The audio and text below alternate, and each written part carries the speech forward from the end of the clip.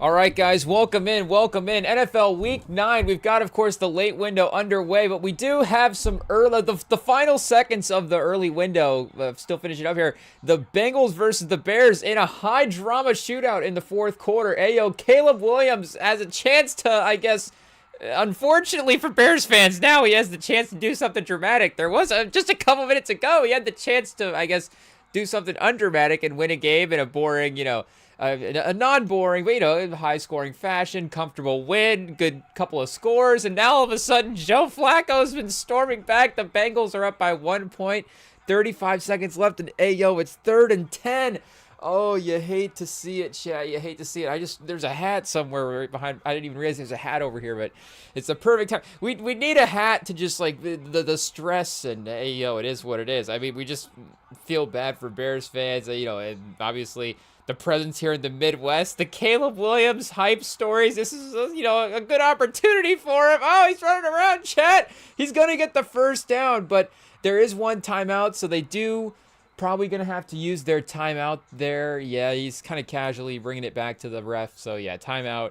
They're going to set up for a couple of plays. It does get them out to the 40-ish, their own 40, so they do need a field goal here. A good strike, and they could get into range. So not the worst play in the world, again, creating with his legs. But from a passing standpoint, I guess we haven't necessarily been following the box scores for this game. Hey, yo, I just checked my fantasy team like third quarter through these games and realized, okay, we're probably not going to win this week when you check it at that point in the timeline. But at least we only had one guy in our lineup that was not going to be playing. I was like, okay, I don't even know what the injury bye week situation is going to be, but we only had Mbuka on bye week. Only Mbuka, only our best receiver when he's healthy, but we fortunately also had Shakir on our bench for late window Bills Chiefs. So just time-wise, I guess we would have had to flip that in. I don't know if he would have been the guy we would have played anyways. Maybe we would have gone with Dobbs. Oh, and speaking of, chat, Caleb, is that Komet? I don't know, is that Loveland?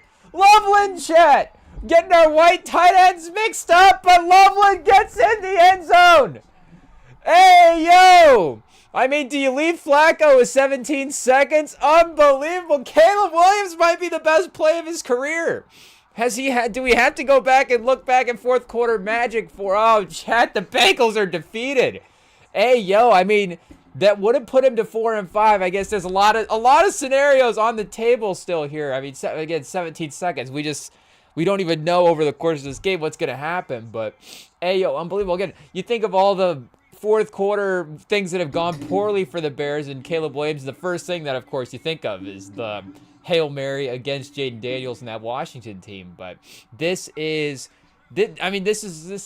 finally, again, a highlight, a good moment for Caleb Williams that actually goes in his direction. A play created that, and I guess him being involved in that as well, too. I'm trying to think, did they have like a run or a defense, maybe like a blocked field goal? They might have been on a good, the right side of a blocked field goal in one of those games last year or whatever. But regardless, hey, yo, a chance to go for 2 here, make it, I guess, a 7-point game, get that touchdown lead. Because, again, I guess you can't trust the fact that Flacco hasn't been stopped here in the last 2 minutes. But, hey, yo, we haven't been allowed to pause, take a breath. It's been too much action. I mean, this game has been the most high scoring and has ended up being the most fun game of the day so far. I think just the second half of the early windows in general, I guess the later part of the early windows, it did seem like the drama entertainment value did kick up there a little bit of a slow start. Hey, yo, obviously, Colts, not a great day for the Colts, speaking of slow starts. But once we start getting into these fourth quarters, somebody knows how to start playing a little bit better in a fourth quarter. But yeah, overall, not a bad day. Pretty fun, competitive. You see a lot of the games kind of close.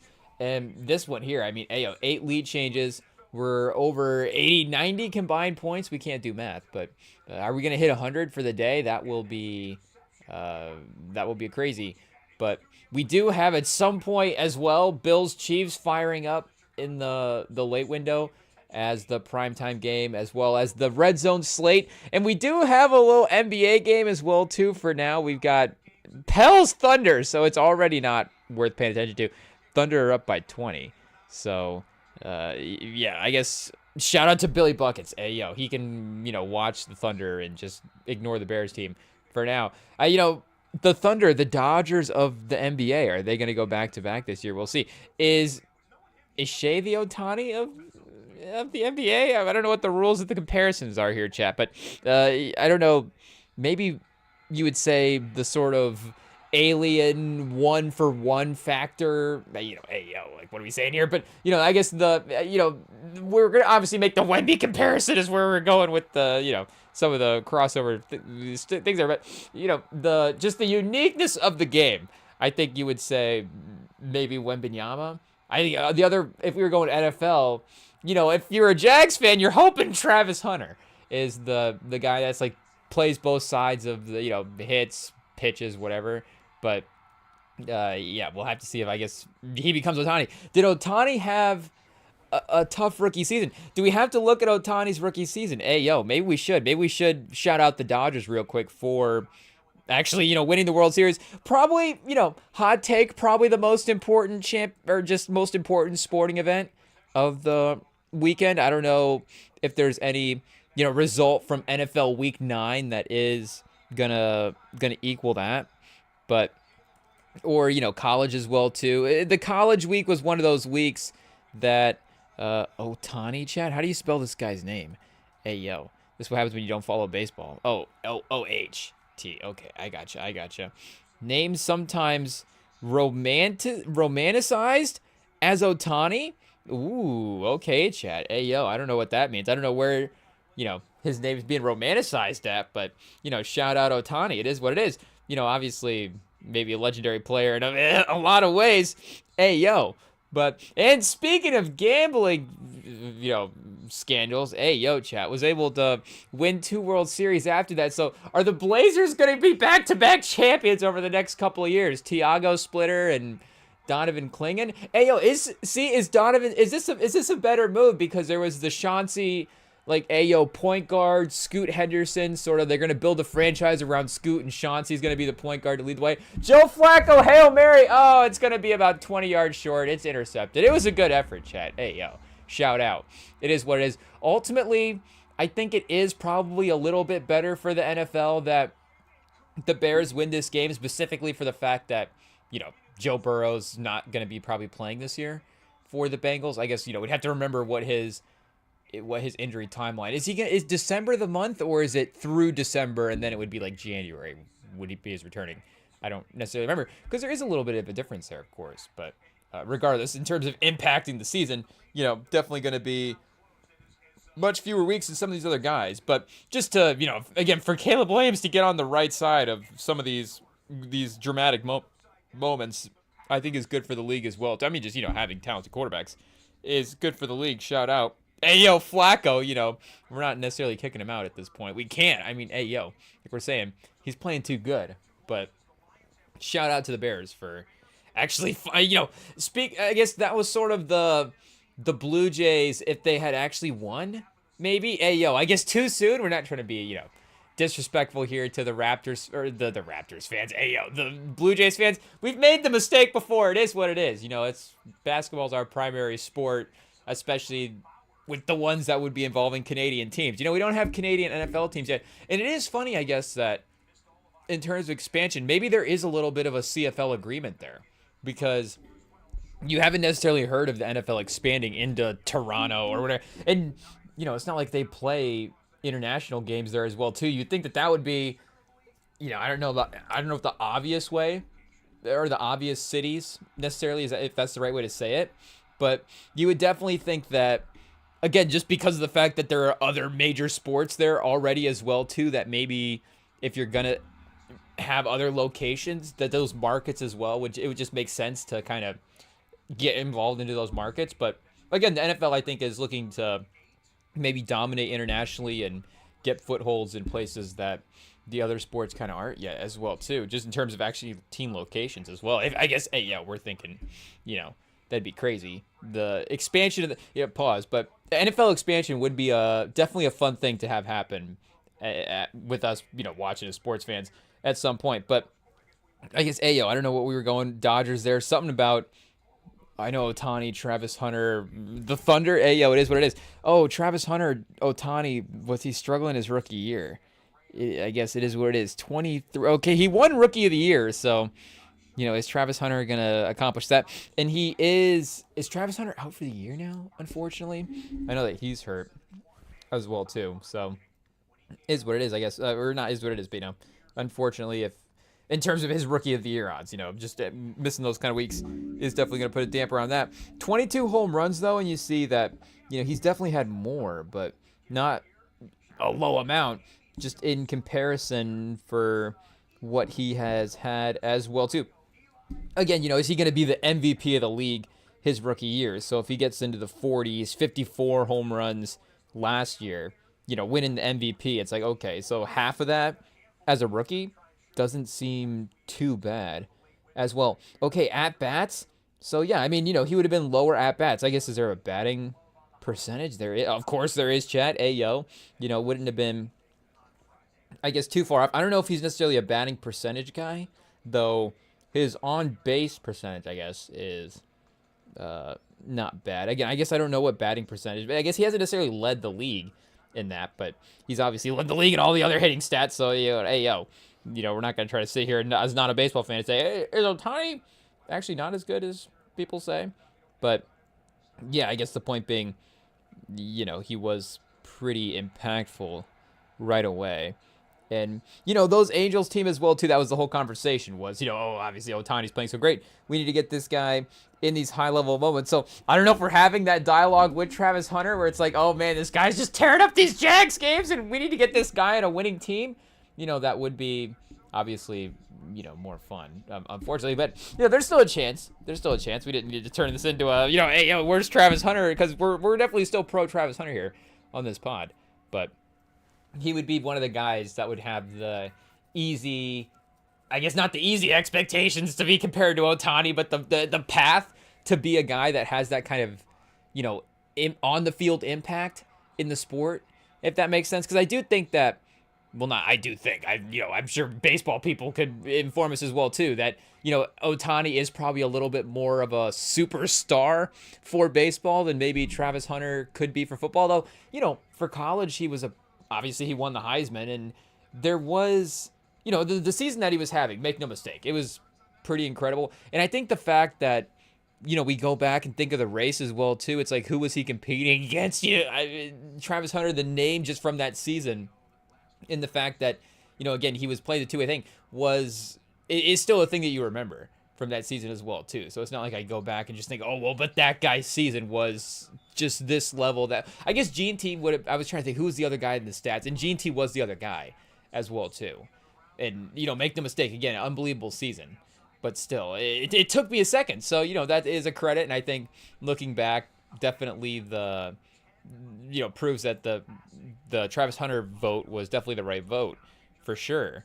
But again, I think Ohtani's impact in terms of just the star power on the sport is maybe a little bit higher than Travis Hunter. And to be honest, I get that the Dodgers are definitely that stacked team that, if we're cheering for that type of team in the sport that, we like watching football or basketball. Again, I guess we don't necessarily find ourselves cheering for that type of team. If it's the Warriors in 2017, you're not like, oh, I hope they win the title. Hey, yo, because it's like, yeah, they're probably going to. I guess, it's not like Kansas City.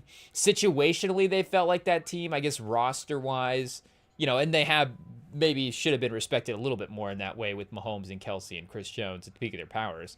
But still, they never quite, I think, got 2017 Warriors respect roster-wise, which is talking about, again, historically how good the team is. But still, if there was that version of the Patriots team, I guess, like the 07 Patriots offense, it's not like, we really hope this team wins the Super Bowl.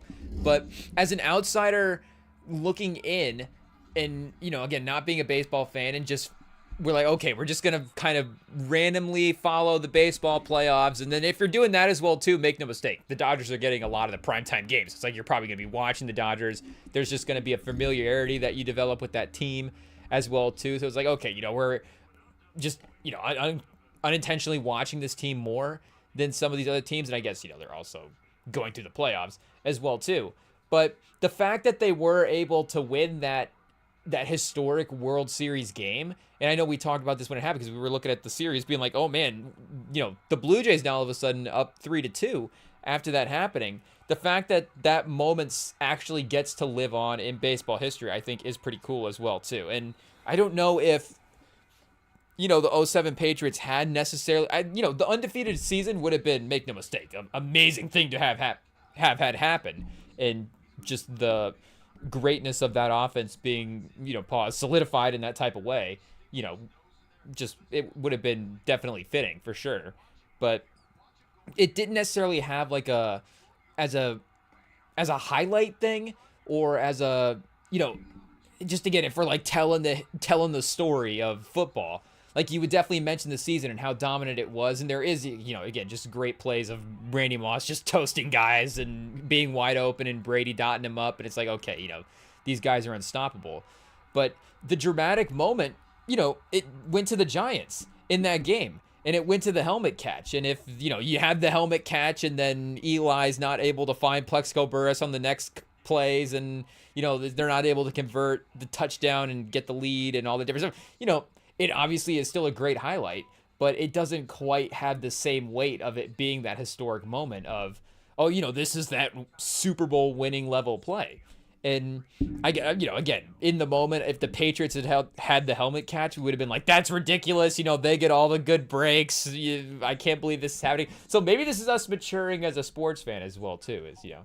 It's like if a team is having those sort of historic breaks, it's like, okay, maybe it's your time. But again, those types of things went to the Giants, and they were able to capitalize them on them as well too. And like we're saying, stopping the Patriots, not giving up some kind of fluke, Hail Mary type situation as well too. I mean, it is the greatest offense that we've ever seen, so I guess it wouldn't be crazy to make, if something like that had happened.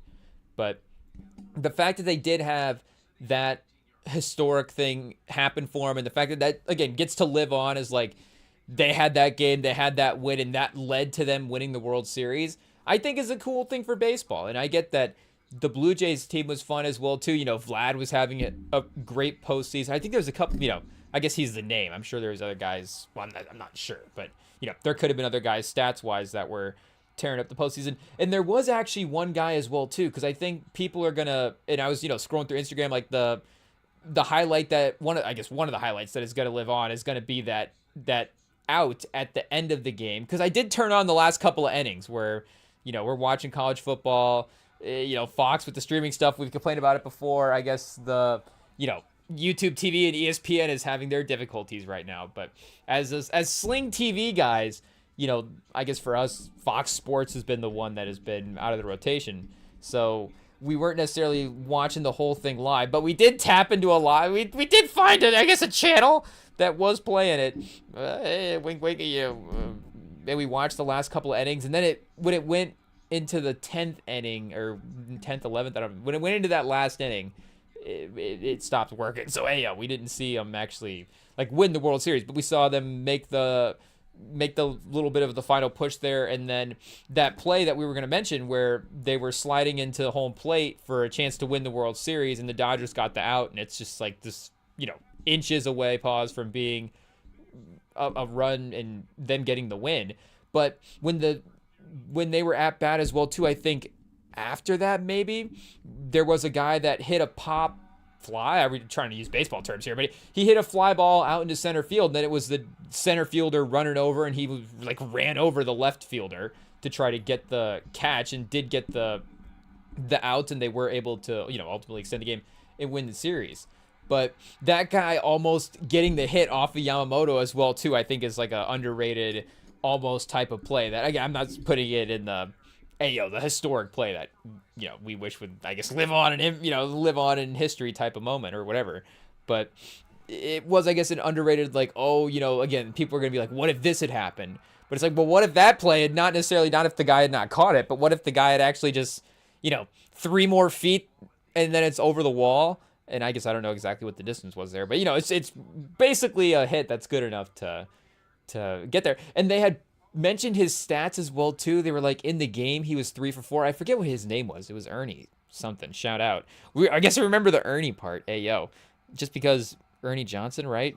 That'd be the main reason. Shout out, obviously a legend.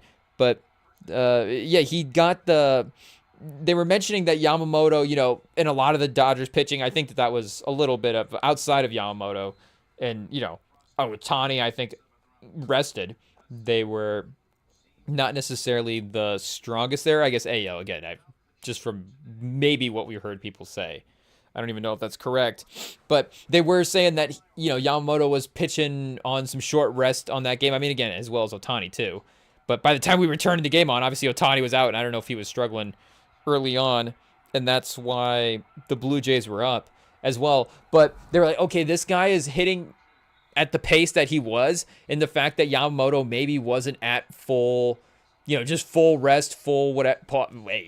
Full whatever is crazy, but you get what we're saying. Maybe not at just totally ready to go for pitching against the best hitters in the biggest moments. And ultimately, again, they were able to get the out when it counted. But I was like, oh, he might, again, not even being a baseball fan, it's like this does feel like a moment where you're a little bit set up for the hitter is set up for success here, where I don't even know what the correct NBA comparison is, or NFL comparison necessarily, because sometimes there is a little bit of a bring a guy off the bench factor that can be a little bit of a mix up that is good sometimes, where we've seen the backup quarterback go into the game and it's like, well, the other team doesn't know what's going on, like the backup's actually they weren't game planning for it, the backup's actually being kind of successful, or some NBA guy will get off the bench and hit a couple threes in a row and it's like, oh, he's kind of fresh, he didn't really play in the first half, or something like that. But if there was, I guess if there was like a quarterback that was injured earlier in the game and he was like ruled questionable and then the backup got hurt, so they're like, well, we have to put our starter back in. He might not be fully healthy. It's like, yeah, okay, maybe if he throws a pick here or fumbles or something, it wouldn't be the most surprising thing in the world. And that is seemed like a little bit what happened. But again, ultimately, it didn't matter. And I don't think Yamamoto, baseball analysis here, I don't think he finished the game pitching for him, but I guess, what do they got? Inning pitched? Oh, yeah, just 1 or 2 for 2. Oh, 2.2 innings pitched. Okay, so maybe he did close out the game for him. Shout out. Wouldn't be surprising there as well, too. Again, our live stream cut out. It is what it is. But, yeah, I guess in the back-to-back thing as well, too, that's historic, I guess. If you're going to get that close, hey, you might as well just get the historic accomplishment under your belt at that point. And like we're saying, Ohtani is, I think, and Yamamoto as well, too, ascending as a superstar. Oh, Chad, is that Taysom Hill?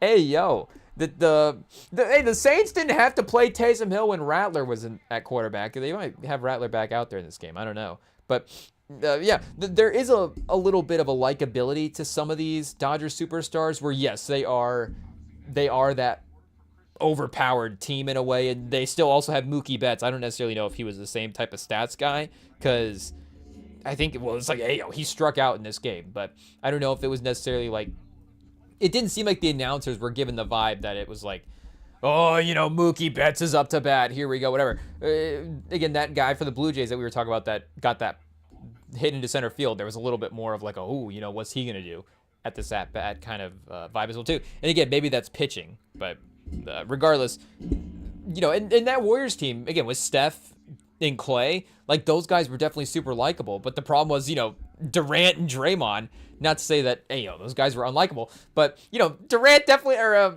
Draymond definitely had his, contentions with fans and media and refs and, everybody at some point. But, if you're a Warriors fan, the diehard, the big three, you're definitely in on Draymond. Pause. Whoa, hey, yo. But, if you're rooting against him, then maybe it's a little bit of a different thing. And then just Durant transferring teams at that time as well, too. I don't know if he's necessarily cleaned up his basketball reputation since then, but that was definitely the start of people being like, hey, yo, Durant maybe is not going to be the top of our favorite player list anymore. I guess, the jerseys, I'm sure he's still doing okay. But in terms of the team guys, the guys that are out here still rooting for teams, Durant is like, okay, this is counterculture to what we're used to in the NBA. I guess, LeBron as well too. But hey, it is what it is. And I guess, the last decade, the last 8 years have definitely been a little bit different for LeBron than they have been for Durant, just in terms of staying in one place. But what are we saying, Durant? Oh, the likability. Hey, sorry to Durant. We're not trying to just go off on a Durant rant, I guess. Hey, Durant rant? Maybe we need to just work that in as a segment, chat. Hey, if the Rockets just every time they struggle, the Durant rant, I don't know. It seems like a good name. It's not even necessarily something that we don't even need to be ranting against Kevin Durant. Hey, we've made peace with the fact that they ruined the league, however many years ago at this point. It is what it is. The Spurs, I don't know if we would have won that series, but we can hold in our hearts that Kawhi Leonard did get hurt, and there is that what if factor. So it's not necessarily like some of these others. I guess, well, no, because the Cavs with Kyrie and Kevin Love, they got hurt in 2015, so that would have been before Durant. There is that what if just in terms of their rivalry, but again, when they got Durant, by the time they were in the finals, there wasn't really a what if factor left on the table at that point. I guess Houston would be the other team, and then Toronto did get the win as well too. So speaking of Kawhi, I don't know if that kind of retroactively, even though we don't want to admit it, I don't know if that kind of boosts the confidence of Spurs fans and what that series could have been. It's like, well, Jonathan Simmons is as good as Kyle Lowry was back then for that one season. I don't know. But, regardless, it's not like there was that absolute final sort of result versus San Antonio that made it clear that they were better, even though, again, we can probably admit that they would have definitely won that series, but still, that game was close. But, this Dodgers team does feel, and, OKC is a little bit on this as well too. They do have, I guess we'll have to see. We'll have to see this year how they manage or what happens with them in that sort of villain status, I guess, as they just continue to run the league. Because, again, you see just them getting wins. They're going to continue to dominate. They're probably going to be another, close to 60-win team in the regular season, I guess. Hey, we still got the baseball scorecard here because they still haven't lost yet. I guess, again, they're just being in close games. Yeah, they're 6-0, and I guess, unless we get some Bengals-Bears fourth quarter drama here for Thunder's-Pelicans, though I think Bengals and Bears a little bit more closely matched up as a team than Thunder Pelicans could be my guess. I mean, just looking at the records, so looks like these records are going to be a little bit unchanged in terms of the columns, chat, going forward after this one. But, I guess we'll have to see. We could do a OKC look ahead and see, when is the next, when are they playing San Antonio? When are they going to lose next is, we'll look at the schedule here.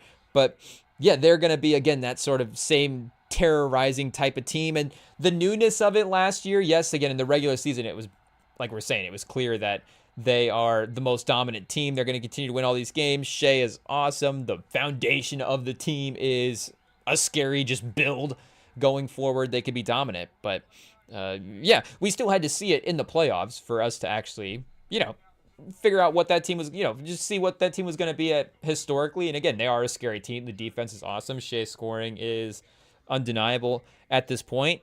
But they still haven't quite necessarily crossed over into villain status yet as well, too. And it is a little bit different maybe now in the NBA as well, I wonder, because of the way that the teams are built now. And I guess we could just say that, do teams even have fans anymore? People just fans of players, so you don't necessarily even get that, same emotional attachment to a franchise not having that success year to year. Again, it's the players.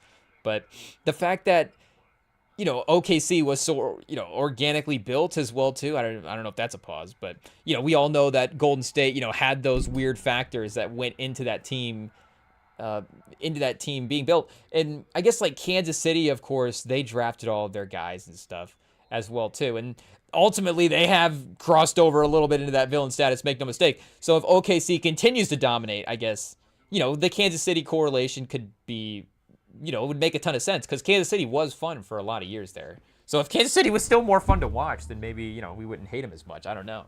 But now they just win boring games and ruin primetime. So, you know, that doesn't help as well. But, you know, I guess OKC, when the defense really takes over and now the offense has fallen off, and it's like, okay, they're only winning games 98 to 101. I guess the finals were a little bit like that. And the finals were still fun. See, NBA is good like that. And I know, because like, college will have that, you know, SEC and LSU game will be like 6-3, and the people will be like, oh, but that game was so much fun to watch, the defensive line play. And, you know, as we get older, you know, as we mature as sports fans, make no mistake, we love defensive line play. You know, as the Colts have been bad here over the last handful of years, and we've had to watch DeForest Buckner and Quentin Nelson dominate, like, make no mistake, we've really grown to appreciate what dominant offensive linemen can, you know, do for a team and what those performances can be. But still, you know, you still need that, I guess, fun element as well too. But we'll see if, I guess, you know, OKC, I guess, what will be the timeline for them achieving that villain status? Because that is a good thing as well too, like we're saying. I guess if you achieve that, it means that you've had a certain level of dominance for a sustained time. The real list of teams that we would have to worry about would be who are the villain teams that, you know, weren't winning a title, or just the villain teams right away as well too. So, you know, the Vontaze perfect Bengals. I don't, you know, what's the list at this point of teams? It's like, oh, you know, I don't know if we were necessarily all enjoying watching that team, even though, you know, it's not like those games were not enjoyable as well too. You know, again, there was definitely, you know, a physicality, a safety level that was at risk there when those teams were matched up. But I guess, you know, were they fun to watch? I don't know. Hey, yo, chat. You know, we start getting into sketchy territories there. It's like, what were we watching? Oh, we were watching, Dune. I think we might have referenced that a couple weeks ago. We're still thinking about it, Chad. Hey, yo, Austin Butler, Dune 2. It is what it is. You know, awesome performance. But that Gladiator scene as well, too. And I think it wasn't just Dune. I think Dune, maybe we were just on like a dystopian run. I don't know, Chad. Sort of a sci-fi epic was just the theme of the week.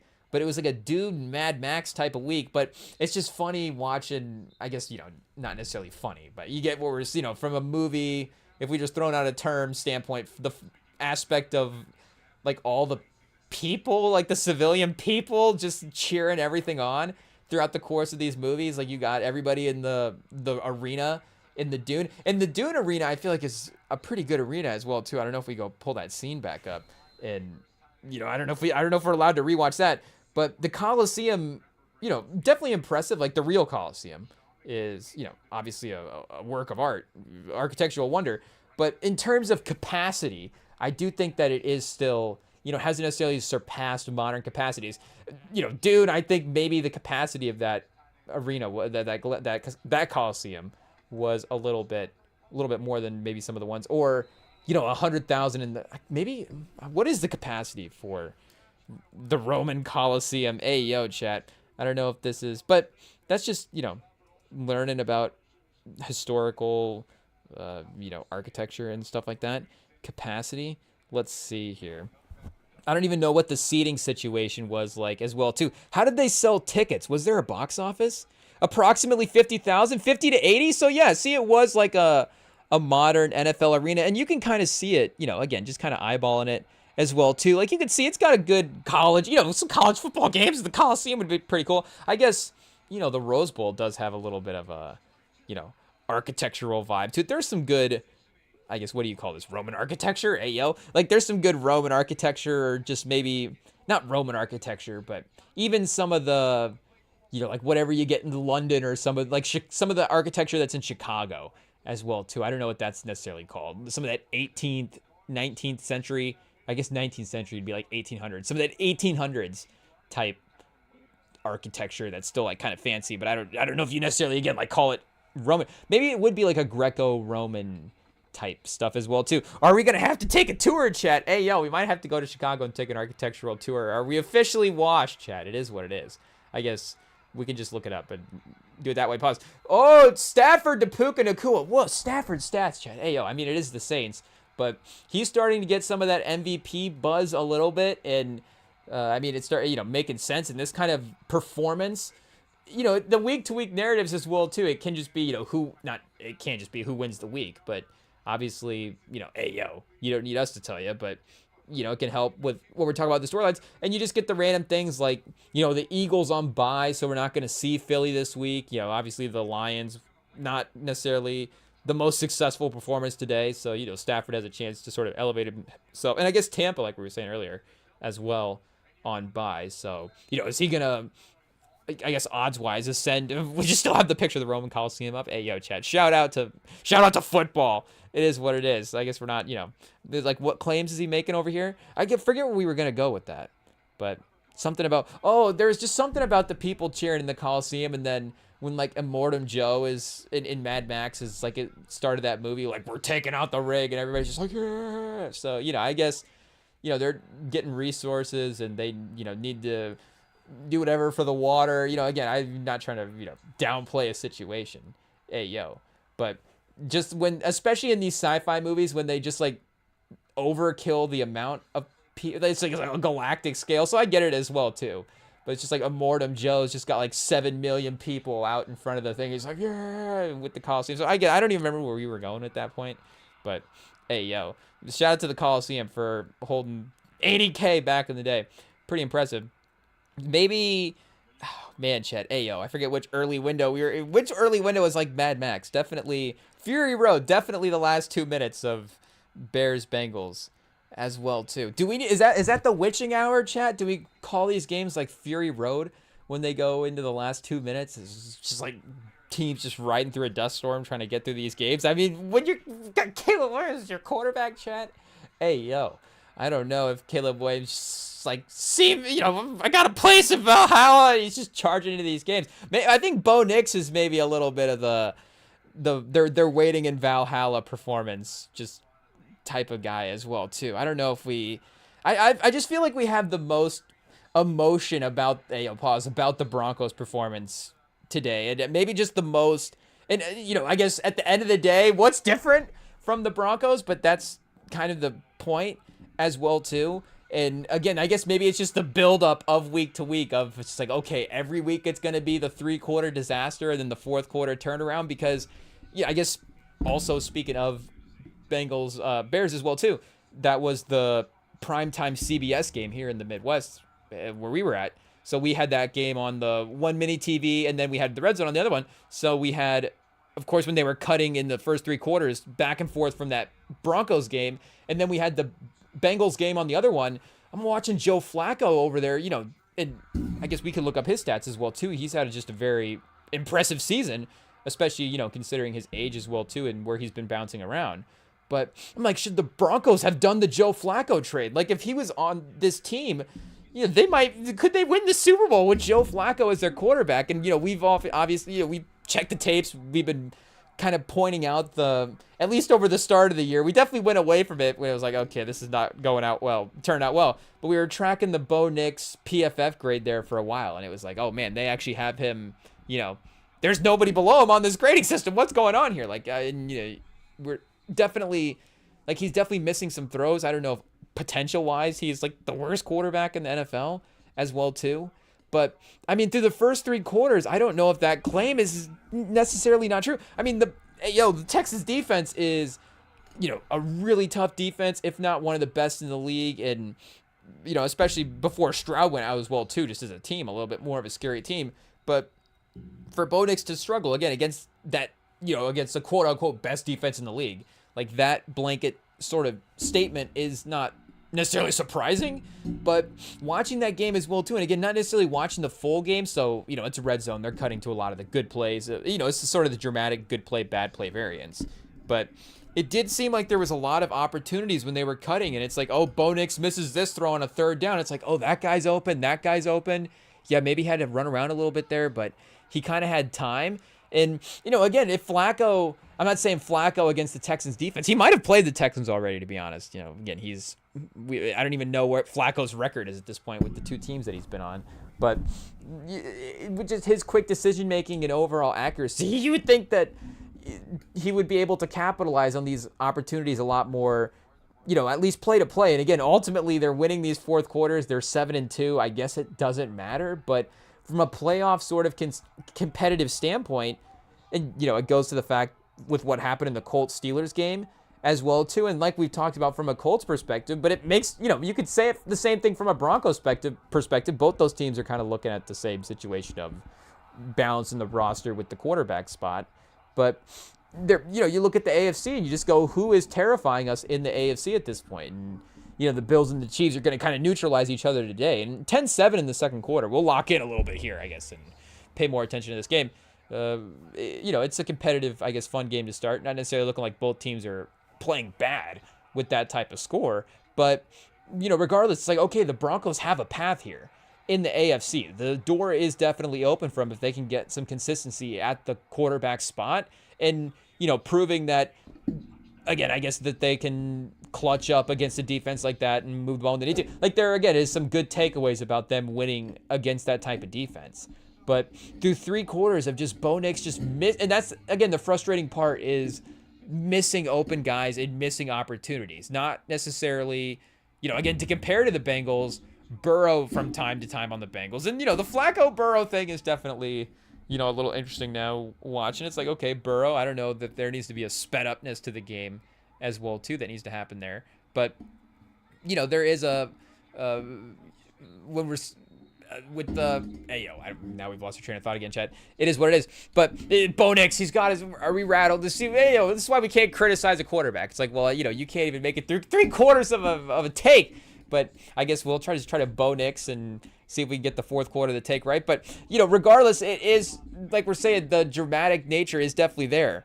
But the fact that if they were more, they could be so much more dominant in these games. And, again, record wouldn't necessarily be changing maybe too much. But they could, I think, looking at the skill group as well, too, like we talked about, they wouldn't necessarily get the respect of it being that top-notch skill group. But I think that was the thing that was standing out today as well, too. It's like, okay, just individually against some of these matchups in the secondary, like there's winning opportunities there. And like we're saying, there is plays to be made with these guys getting open. I guess here we'll see run game-wise if they did get effectiveness there. I think Harvey did have a good 4th quarter a little bit. Did he have a receiving touchdown maybe? Oh, yeah, he was good, I guess, in the receiving game. 5 for 51 and a touchdown there. And Dobbins, 15 for 61. Not terrible anyways on the ground. I wouldn't, I guess, again, overall offensively, not the greatest day. But, yeah, so, shout out to the 4th quarter craziness. And I don't know what that goes to the sort of Sean Payton coaching aspect of it as well, too.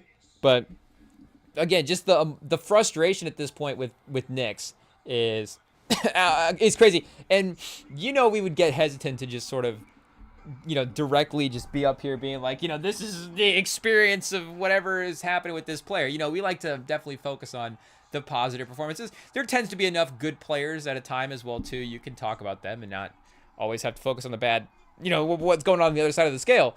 But regardless, again, it has gotten to such a point where it's so formulaic this season to what is happening with the Broncos. It's like, this is what it is.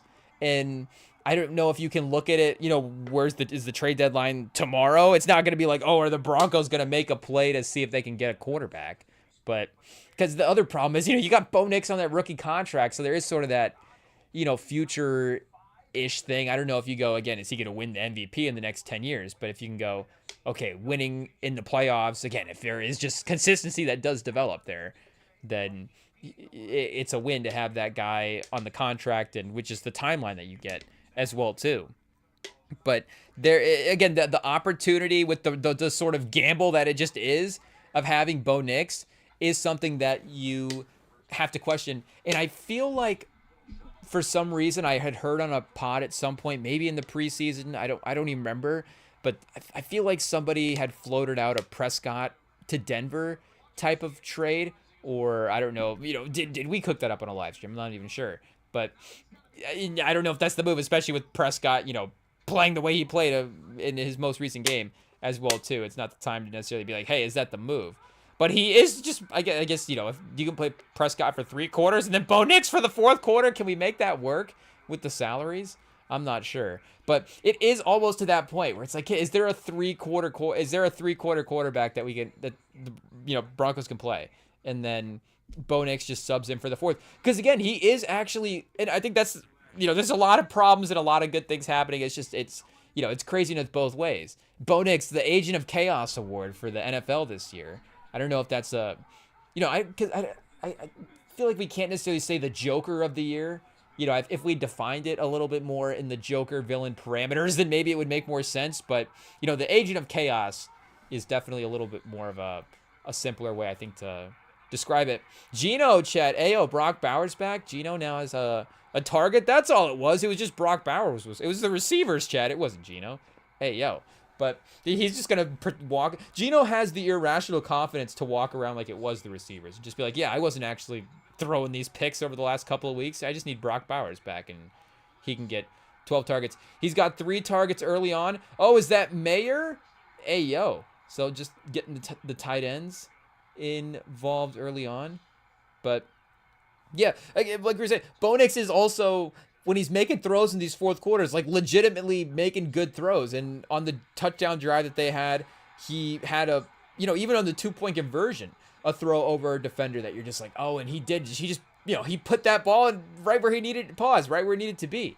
And like we're saying, the skill guys for Denver are constantly winning in these one-on-one scenarios. So if anything, they, and CJ Stroud going out, how they're able to sort of keep pace with whatever they would have done offensively in that game, would have been interesting to see, obviously more with Stroud. And Mills started playing pretty well, and then it was like, okay, obviously, Stroud's the main guy.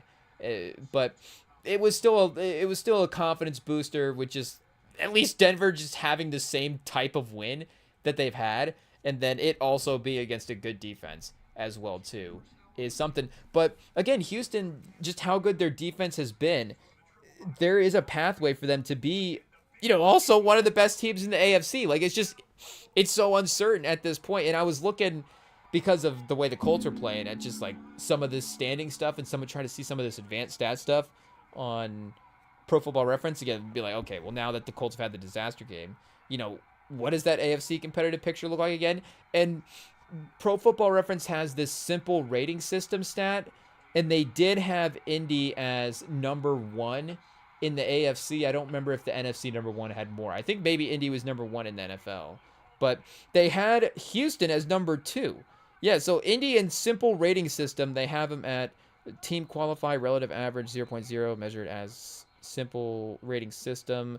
Simple rating system is MOV, margin of victory plus strength of schedule equals offensive plus defensive simple rating system. All differences in simple rating system can be considered a point spread at about 2 points per HFA. So I think that makes sense to everybody, obviously. But regardless, Indy is at an 11.8 and Houston is at a 10.3. And they had in the NFC, so LA was the best team in the league at 12.3. So that was a little bit kind of eyebrow raising as well too. And it is a lot of their defense, helping boost that as well. And, their offense, as they get healthy, the healthiest version of their offense is obviously pretty scary. So that's definitely something to, that we'll put a pin in and get back to, because that is important to remember as well. But again, the Houston offense is basically a 0. The fact that the Houston offense is even a positive in the simple in the offensive rating system is honestly kind of surprising. They have them at a 0.4 right now. Again, I guess it goes the other way for Indy, where their defense is at a 1 and their offense has been so good. Their offense is at a 10.8 right now, and Houston's defense is at a 10.5. So I don't know if... And it's just the fact that Indy's been able to pile the wins as well, too, is why we feel more confident in Indy. And, I guess at some point we'll mention that game. But it's like, okay, if this offense for Houston does turn around, and I guess maybe the path for the Houston offense getting better is a little bit different for the path for the Indy defense getting better, where it is a little bit more of them being in that bend, don't break category and having guys that, are playmakers, versus Houston can get, I think, some more consistent stops, but also Stroud, they have, I think, a little bit more upside on their offense than Indy does on their defense. And Indy's got great players in Bynum and Latu and, like we're saying, Buckner and guys that are playing really well this year. Ward has been a good addition at the corner spot. Obviously, Kenny Moore, a legend. But, still with Stroud, with what we've seen him accomplish, the Nico Collins duo there is, like we're saying, potentially a little bit better maybe than what the Indy defense is able to accomplish. And then you have Kansas City, of course, at a 10.3, a little bit more balanced there. Their offense is at a 2.9 anyways. And then Denver, it drops way down in the AFC. So Buffalo being at a 2.8 is not great. Again, you got the defense negative 1.2 is not looking great. And then Patriots, Chargers, Jags, Ravens, Steelers. So, I mean, by the time we get to Jacksonville, I think it's a different tier. Chargers and Patriots is a little bit of, quarterbacks that can elevate the roster. And, shout out, obviously, for Drake May. I don't know long-term if Patriots fans want him in the Herbert category, but maybe there are certain Patriots fans that would reconsider how they think of Herbert if Drake May was in the if he was in the Herbert category as well too. But again, second year compared to Herbert, a couple more years, both those guys being guys that can elevate their team in this way. Again, it's impressive for the young quarterback to be matching that. Drake May, shout out. But like we're saying, Denver is right there with their defense. Honestly, Kansas City's defense being a little bit better than Denver's is kind of shocking. But NFC wise, you've got Detroit and Seattle as the 2 and 3, and then Philly it drops to a 5.9. Though they got balance, they're positive in both. So you start getting to the drop off in the AFC, and you have Denver's offense at a minus 0.2, Buffalo minus 1.2 on defense. I guess Patriots positive on both. Chargers positive on both, but barely. So I don't know, again, how overall impressive it is. But there is Jacksonville, their offense is literally at a 0 and their defense is at a 1.2. There is you don't want to take Jacksonville lightly, obviously, type of aspect to that team. It's not an easy win if you had to play them, though there would be probably an obvious favorite if they were, playing one of these top tier teams, AFC or NFC.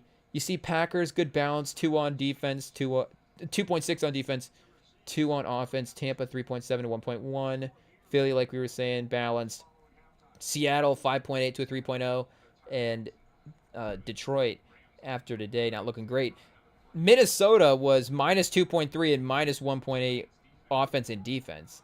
And they were able to, play like they did today against Detroit. Maybe that one is, them, Baltimore. Maybe there's a couple of teams in here.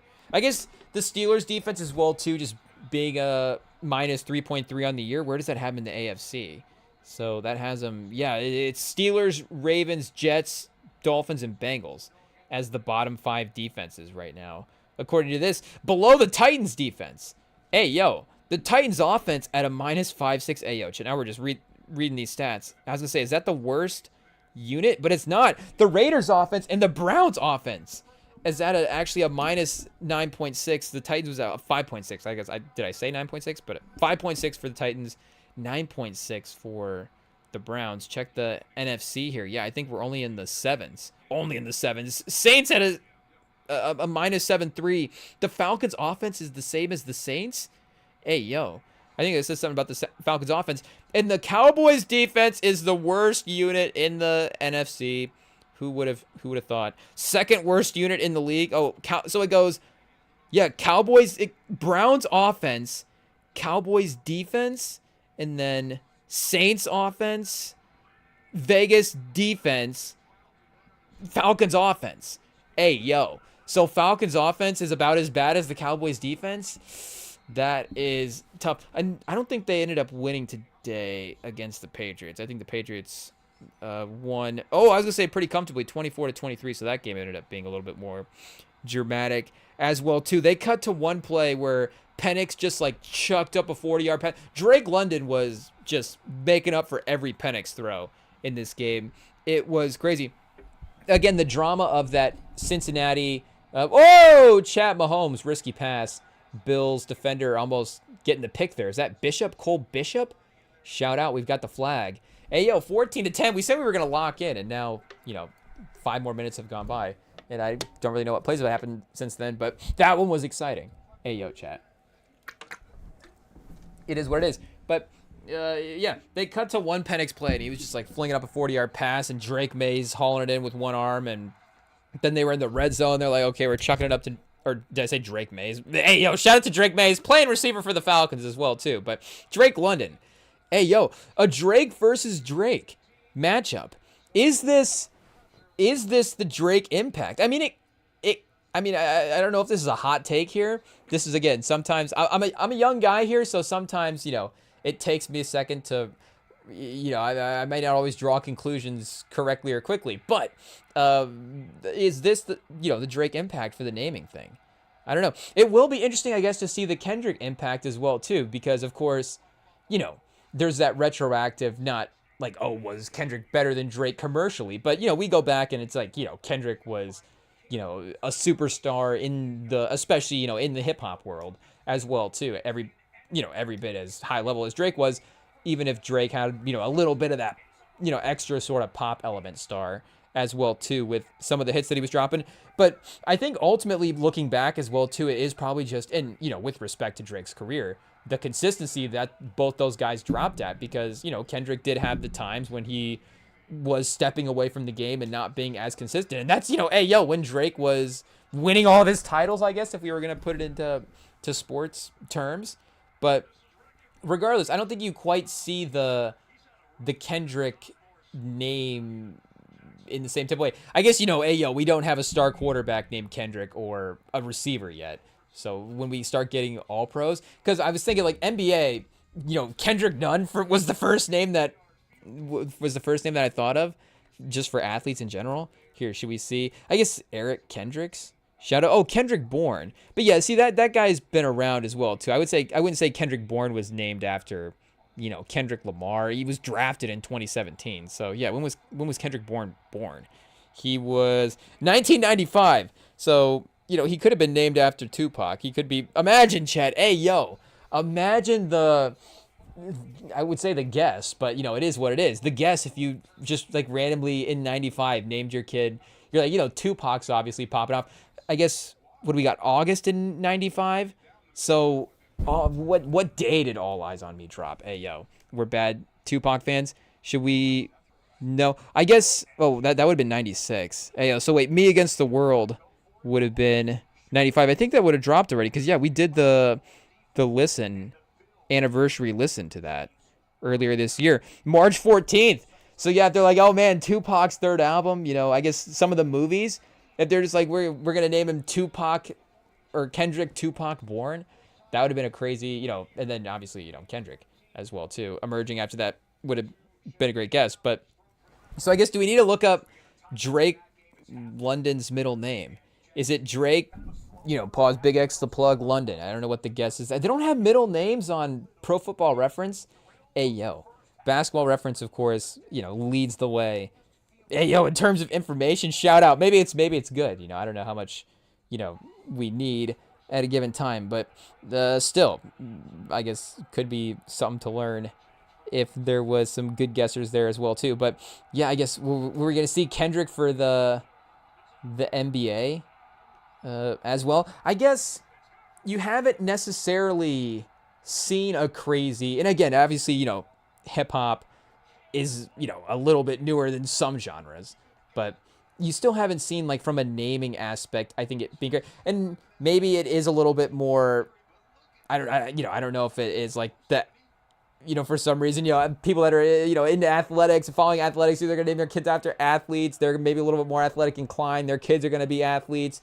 I don't know if it's like, music people are naming their kids after musicians as well, too. So, like, yeah, Kendrick Perkins, 2004. Again, I don't know, Section 80. We're a couple of years away from it at that point. So, Kendrick Nunn, he also probably would have been, 95 as well, too. So, shout out. There's definitely somebody, Kendrick Melvin. Ooh, close chat. K9? That's kind of a fun nickname. Shout out. K-Nun? The Nun? The Flying Nun? Yeah, I was going to say, maybe that's just the obvious nickname right there. The Nun, because the Nun's pretty great as well, too. Shout out the Sister Act, chat. I don't know what we can call him. Hey, yo, but, that would be, I guess, one of two Kendricks in the NBA at this point. So we'll see. Well, Kendrick Perkins, Kendrick Nunn, and then Frank Kendrick from 1975. So we'll see if Kendrick becomes a name that people start using to name their kids, because I think it would again, be happening now. I guess that's what we were saying with the commercial success. Is there, I think, are people that, would have listened to Good Kid, Mad City and to Pimp a Butterfly, I guess, us being one of them, and be like, yes, Kendrick is, worthy of, I guess, kid name status at that point. But I think now, after Not Like Us, lock it in, chat. Hey, definitely getting a couple of Kendricks, after that, for sure. But, you see, like we're saying, the athlete thing, like Kobe and Shaq have, and Jalen for sure, have been about as crazy of a names. I feel like Michael is one that, it's difficult to say. Obviously, I guess if your last name is Jordan, and that's pretty intentional. Michael B, obviously shout out, but I guess he didn't name himself Michael B. Jordan, but you get what we're saying there. But, I guess you couldn't necessarily just say that everybody that is named Michael is named after Michael Jordan or, Michael Jackson or whichever, MJ you want to say. That one gets a little bit more difficult. But, Jalen, Kobe, and Shaq, and Shaquille, I would say are definitely the top three at this point. Again, kind of, I would say, just in general, maybe. Like, I do feel like, now if we were talking about a rising sort of musician or whatever, I feel like there, if it was if there was just an up and coming artist and his name was Shaquille or Kobe, I would feel like that would be more likely than, Kendrick or Drake at this point. Again, maybe, maybe Drake would start actually getting the names happening at this point. But like we're saying, they would be, they would be starting to, get that real commercial mainstream impact around 2011. So you think maybe, 2015 range, and then maybe really 2016, 17 would probably when we really have to start considering, because, after Views, after, Views in 16, after Kendrick wins the Pulitzer in 17, Drake with Scorpion in 18. So I think in that range is when you really start to get it. So pause. Hey, so maybe, Drake London, again, just good, good, unfortunate, however you want to say it, for the, the sort of standout nature of it. We're able to, I guess, get the crossover naming there. But I guess, if we're saying 2017-18 range, we wouldn't quite be getting, the NFL, NBA people named Drake and Kendrick. But we'll have to see. We'll have to see if it happens. Like, I was going to say Jermaine maybe, but I feel like Jermaine maybe would be a little bit more popular beforehand. Not to say that, like Kendrick would have been an unpopular name. I think Drake maybe would be. Drake is a little bit more, kind of like the first time I think you hear about that would probably be that artist. But maybe there is something. Well, I guess no, because again, May and London, there is a little bit of, pause, age separation between them and Drake at this point. Is Drake in his 40s? Hey, what are we doing? Suing a label and you're 40? Come on. But, hey, But I guess, old news at this point. But, and I guess, we didn't mention this one story as well, too, that people were talking about. I don't know if we mentioned it now. Since we're talking about Drake and Kendrick, hey, I guess it's been a second. I feel like, we've behaved ourselves and not bringing them up all the time. Maybe we haven't. I don't know. Maybe it just, we bring them all the time and I don't even realize it at this point. But there was, and I guess is, this story floating around, not just a story, but the fact that there is no hip hop songs in the top 40. And, this is, again, where we're at, where it's just like, I'm probably just going to connect everything at this point. It's like, okay, we can't even watch the World Series without it being connected to a Drake and Kendrick beef. Obviously it got to Super Bowl halftime levels. So just culturally, it's one of the biggest cultural things. But it's like, okay, anything that's going to happen with in those industries related to those guys, those cities, just like is going to be connected to them. And this was the first time I was like, okay, this might actually be the first sort of break that Drake gets in this whole, segue to the next album, just the post-career after the beef as well, too. Because the lawsuit thing, I think, and, it was talked about as well by smarter people in the industry. But, I think, like they were saying, is probably a bit of a bummer in terms of the momentum he was trying to build for what the world building of that potential album could have been. Great artist, I guess great storyteller. Like, we'll see how he's able to pivot it and maybe what he was ultimately planning there. But the idea of the landscape being a little barren, and that is kind of the, even going into the battle was kind of the thing that we were going to be looking for, I guess, in some ways of what was going to happen there was, we all thought that Kendrick was kind of like the Kyrie of the NBA or of the game, where it's like Kendrick is just was the more, I don't want to say gifted, like, hey, like, I guess, hey, yo, we would say if I guess we were throwing around that term, but I guess to be respectful of everybody and just everybody as well too, hey, yo, but also maybe just more gifted, but we would say that just more technically skilled, like however you want to say those elements, just the purest, just like the better rapper, I guess, if you were, be simple about it as well too. But, we would obviously have given Kendrick those labels going into the beef.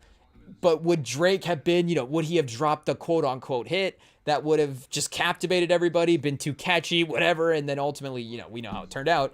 And Kendrick dropped the hit, and then it, like we're saying, propelled him into this level. But you look at even now, like the Spotify monthly users have kind of settled back in a little bit. I think Kendrick is, I guess we weren't necessarily following it as closely as we are now. Hey, yo. But he's definitely up a level. But I think, it's like, okay, the Drake, the back catalog, like we're saying, the volume of songs, all the different stuff, not to make excuses as well, too. It's, man's a great artist. But, he's gotten back up in front of that metric as well. And again, I guess you could say this is, like, nobody has hits in the top 40. So it's the sustainability for everybody's catalog at this point in terms of the top 40. But, we also get the instant nature of that. But again, just the fact that, and I guess it is a weird opportunity for both of them as well too, to see kind of where they're at just after their careers, because we'll see how, I guess, also Kendrick does navigate being the number one guy in that way. Because again, as much as and I think this stuff was hashed out as well too at the time of the beef, but as much as you would, like we're saying, sort of credit Kendrick's artistic abilities over Drake's, maybe the consistency and the level of hit making that Drake was able to provide year to year, and the ability to always just sort of refresh the playlist with these hit songs is, an incredibly like we're saying now, an incredibly difficult and an incredibly impressive thing that he was able to just do for a decade straight. And, I guess we don't necessarily have a ton of evidence that he can't do it as well too now, but because like we're saying, we need to actually see, I guess the fall off, hey, yo, to use another album turn from that type of aspect. I would still say, even though maybe some Sexy Songs for You wasn't like all number one hits across the board, obviously still commercially successful enough to be like, yeah, he could sway the game. And, Nokia and Luther did have legs to this point where, again, I think Luther maybe hung around a little bit more as well. But, hey, yo. But, they were both hit enough songs to be like, yeah, even if it's the Nokia level versus the Hotline Bling level, or whatever, he's still in that hit maker spot. But it's like, okay, the path is cleared for him there. He can kind of reclaim that hit maker label and be like, hey, look at this. Like, I've got rap back on the charts in a major way. And if you want it, you can talk about whatever you want to talk about. But if you want to talk about, and, it all, unfortunately for Drake, he's never actually quite able to say it in a battle correctly. We have to step away from the battle and then, drop an album, and he's like, no, look at the numbers, look at the legacy, look at this, and you're like, oh yeah, it's true. But if you actually were able to say it in battle, it would be kind of nice as well too, and get everything going. And I guess we'd have to go back and see all the tracks in the Pusha T battle. I guess that's those tracks not even living on is tough as well too.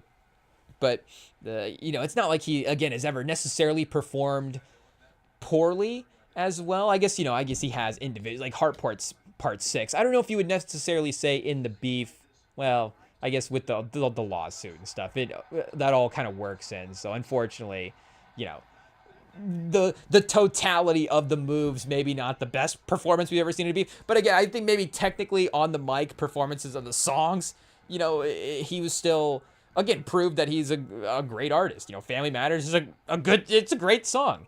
Even if it was completely nerfed and unfortunately is tough to listen to, first person shooter mode, great song. Even if it was unfortunately nerfed and it's tough to listen to now, but you can still listen to them and be like, oh yeah, there's definitely quality hit making there at some point. But this was the first time like, okay, I don't know what the timeline is for Iceman at this point, but if we do go into 2026, then it has been near a year since some Sexy Songs for You as well. So I don't know if, again, he was expecting it to be a little bit more carry him into the year where, it does feel like maybe, and I was listening to the NFR pod shout out talk about this, where they were like, maybe a little 2-song EP or whatever. I don't know what the rumors are on the street. And shout out Buffalo for taking a 21-10 lead here with 1:33 left in the second quarter. But they were, do we need a little bit of a refresh and some, a couple new songs just to kind of keep the fan base held over? So again, I don't know if he was maybe expecting drop some sexy songs for you, the collab in 2025 as a quote unquote like mixtape for his, his next solo project, and then a year later drop the solo. But that would make sense as well too if you just kind of looked at that blanketly, where he's gonna, like we're saying, within 12 months, he's gonna drop 2 albums is, I think, a fair amount of, again, production from an artist. I know the timelines are crazy now. Is it 8 to 10 to 12 months at this point, or more 8 to 10?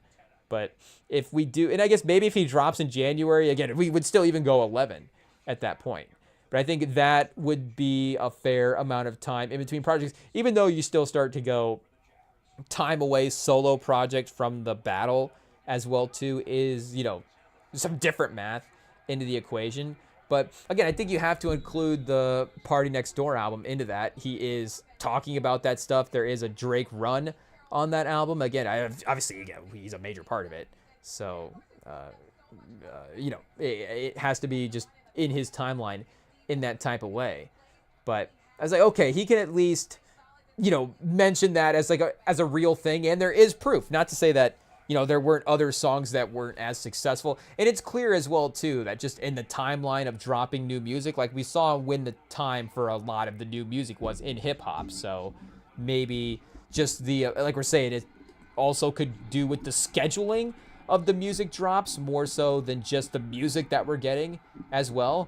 But the path it is a beneficial thing for Drake in that way. And like we're saying for Kendrick, would be curious to see if he does want to move into a more consistent drop basis like that. I don't necessarily think he would, but, and I guess, and that's, I think, maybe does show you, again, the power of the Kendrick catalog is you probably would be a little bit more content still bumping GNX at this point than Some Sexy Songs for You. And that album even dropped a couple months before Some Sexy Songs for You. I think that maybe, if we ask the streets, maybe it is a little bit, okay, yeah, we would obviously take a new Kendrick album at this point.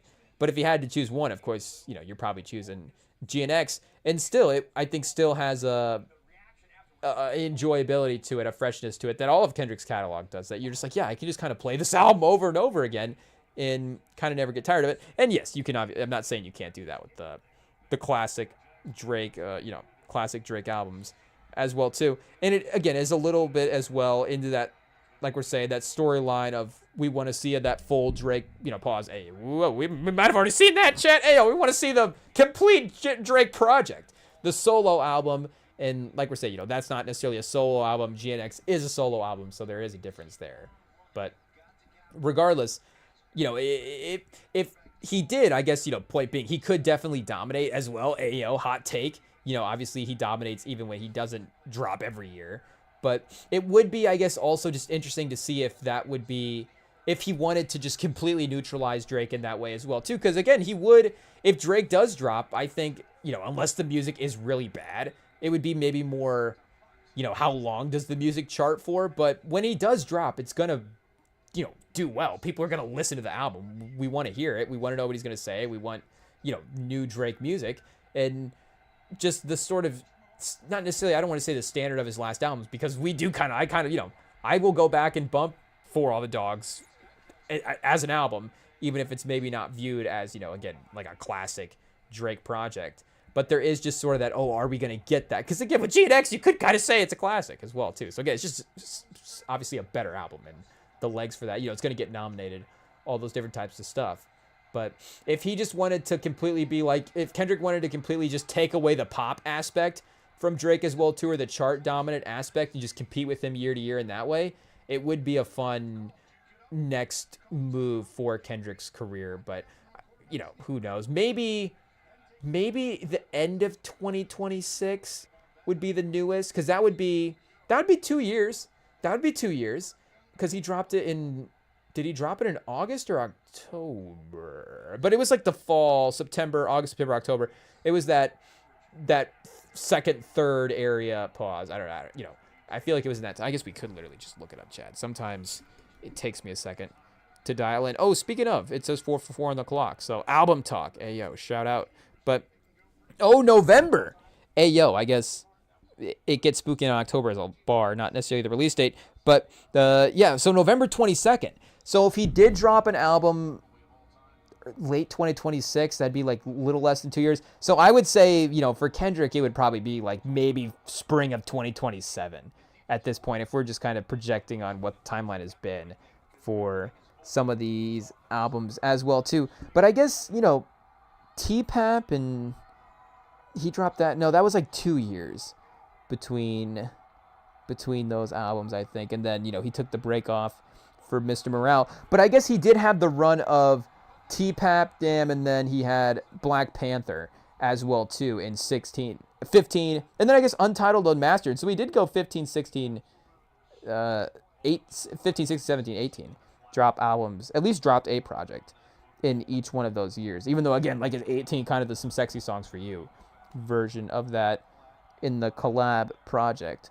But I thought, okay, it's like, you know, obviously, hip hop needs a little bit of a hit maker, and I guess that path is opened up for anybody right now as well too. I guess if we wanted to even extend the conversation from the narratives out of that duel, out of that rap battle, you know, we could even say, is the stage set for J. Cole to drop the Fall Off, with everything, you know, kind of clearing up in this type of way, and maybe there's an avenue for some commercial success. But I think, you know, it is what it is. You know, we're a little bit more focused on the Kendrick and Drake aspects of it, and to see how, you know, with hip hop, again, needing those hit makers and needing those big songs, how they feel like they need to produce in that time. And again, I'm not, you know, trying to make the pro Drake argument of, oh, Kendrick needs to be the hit maker. I'm just saying it'd be fun to see him go year to year, you know, big album type, or not necessarily even big album, because GNX, again, it's just, I guess Kendrick just makes classics in it. So, you know, Kendrick's albums is mad. The man just, you know, gets a Grammy.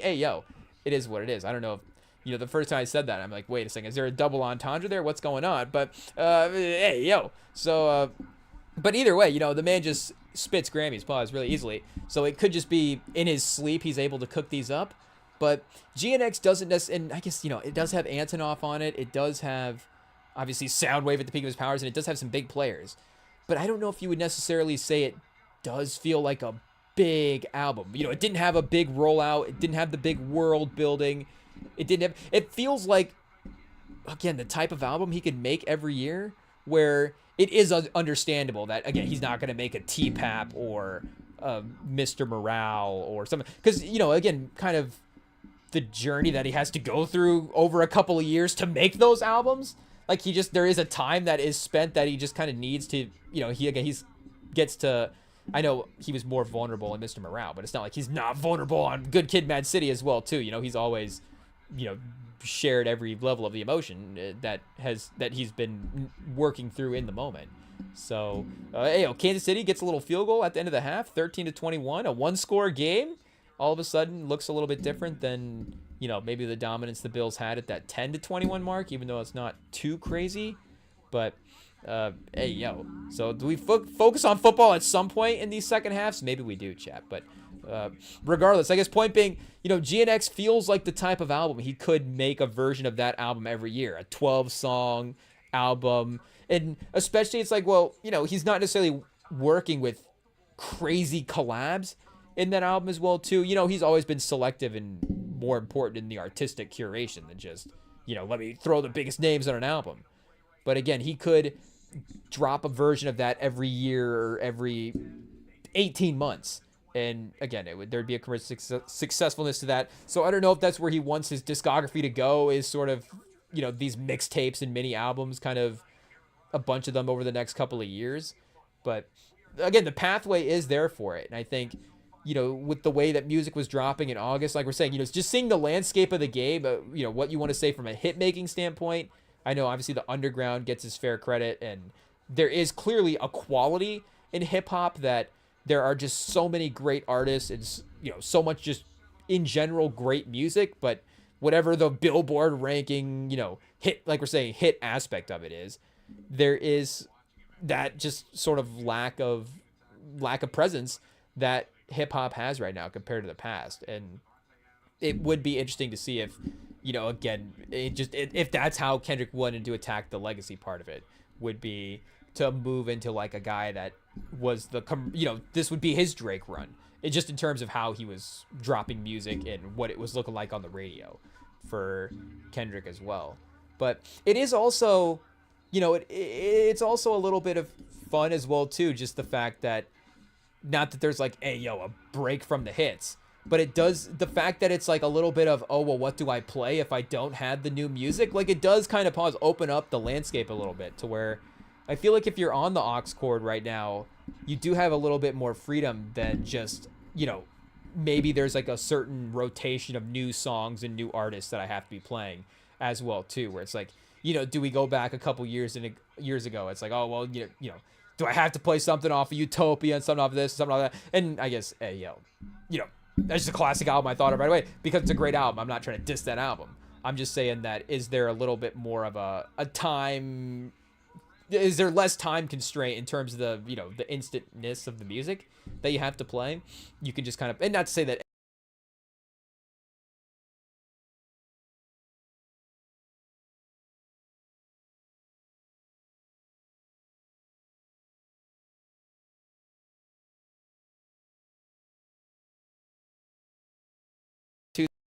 testing 1 2 3. Okay, we're back on the mic chat. Hey yo, hopefully it wasn't unplugged too long. Is that the sign that's like, you need to stop rambling about Drake and Kendrick and just talk about football? It is week 9 of the NFL season. We need to get Frank Kendrick's page off of the background here. Shout out Purdue college legend, 3rd round pick of the 1974 NBA draft, back when the multi-round things were things like that. Oh, chat, NFL week 9, there it is. Hey yo, there's still games going on. Buffalo, Kansas City, like we said, just went to halftime. Rams versus Saints just got out of halftime. And I guess the Jags and the Raiders are doing their thing as well, too. So we do have an NBA slate about to start up as well. Here, let's check that real quick and see. Because like we said, this Thunder Pels game is definitely, background watch at the best at this point. Brooklyn, Philly could be fun for like 8 minutes. Charlotte versus Utah. Cleveland versus Atlanta. Toronto, Memphis. Okay, not bad. Just killing time for San Antonio, Phoenix. That's all, chat. We got to see Wemby dominate Malawatch. So, a fun opportunity for Malawatch as well, too. Maybe he has a good game. And a Devin Booker audition for San Antonio? Hey, yo. We'll have to see there. I don't know if we hit the trade machine next and get distracted from more NFL that way. But, hey, yo, we'll see if we have any more Kendrick and Drake takes. If we have any more, I guess, like we said, basketball, random stuff to mention as well, too. And I guess there's more football games to ramble about here as we got the second half of Chiefs versus Bills up next after the break. Don't go anywhere. Chat, we'll be right back.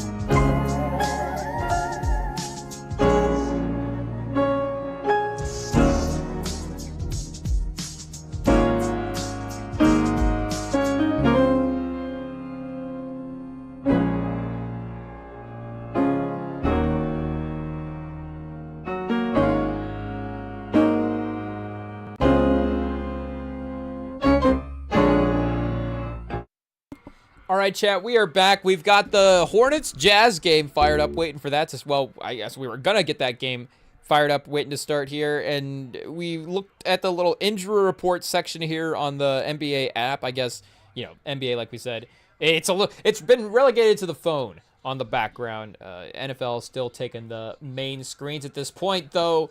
We'll see that Rams-Saints game. I guess if Rattler was playing, there would be a bit of like, hey, can we turn that off? Are they gonna cover? Like, I don't know what the line was for that game. And I guess Jags Raiders is close, but still, and Jags could go to 5-3. Like, they could be good, I guess, if they win this game. But hey, I don't know if the Jags have necessarily captivated us in terms of watching them this year.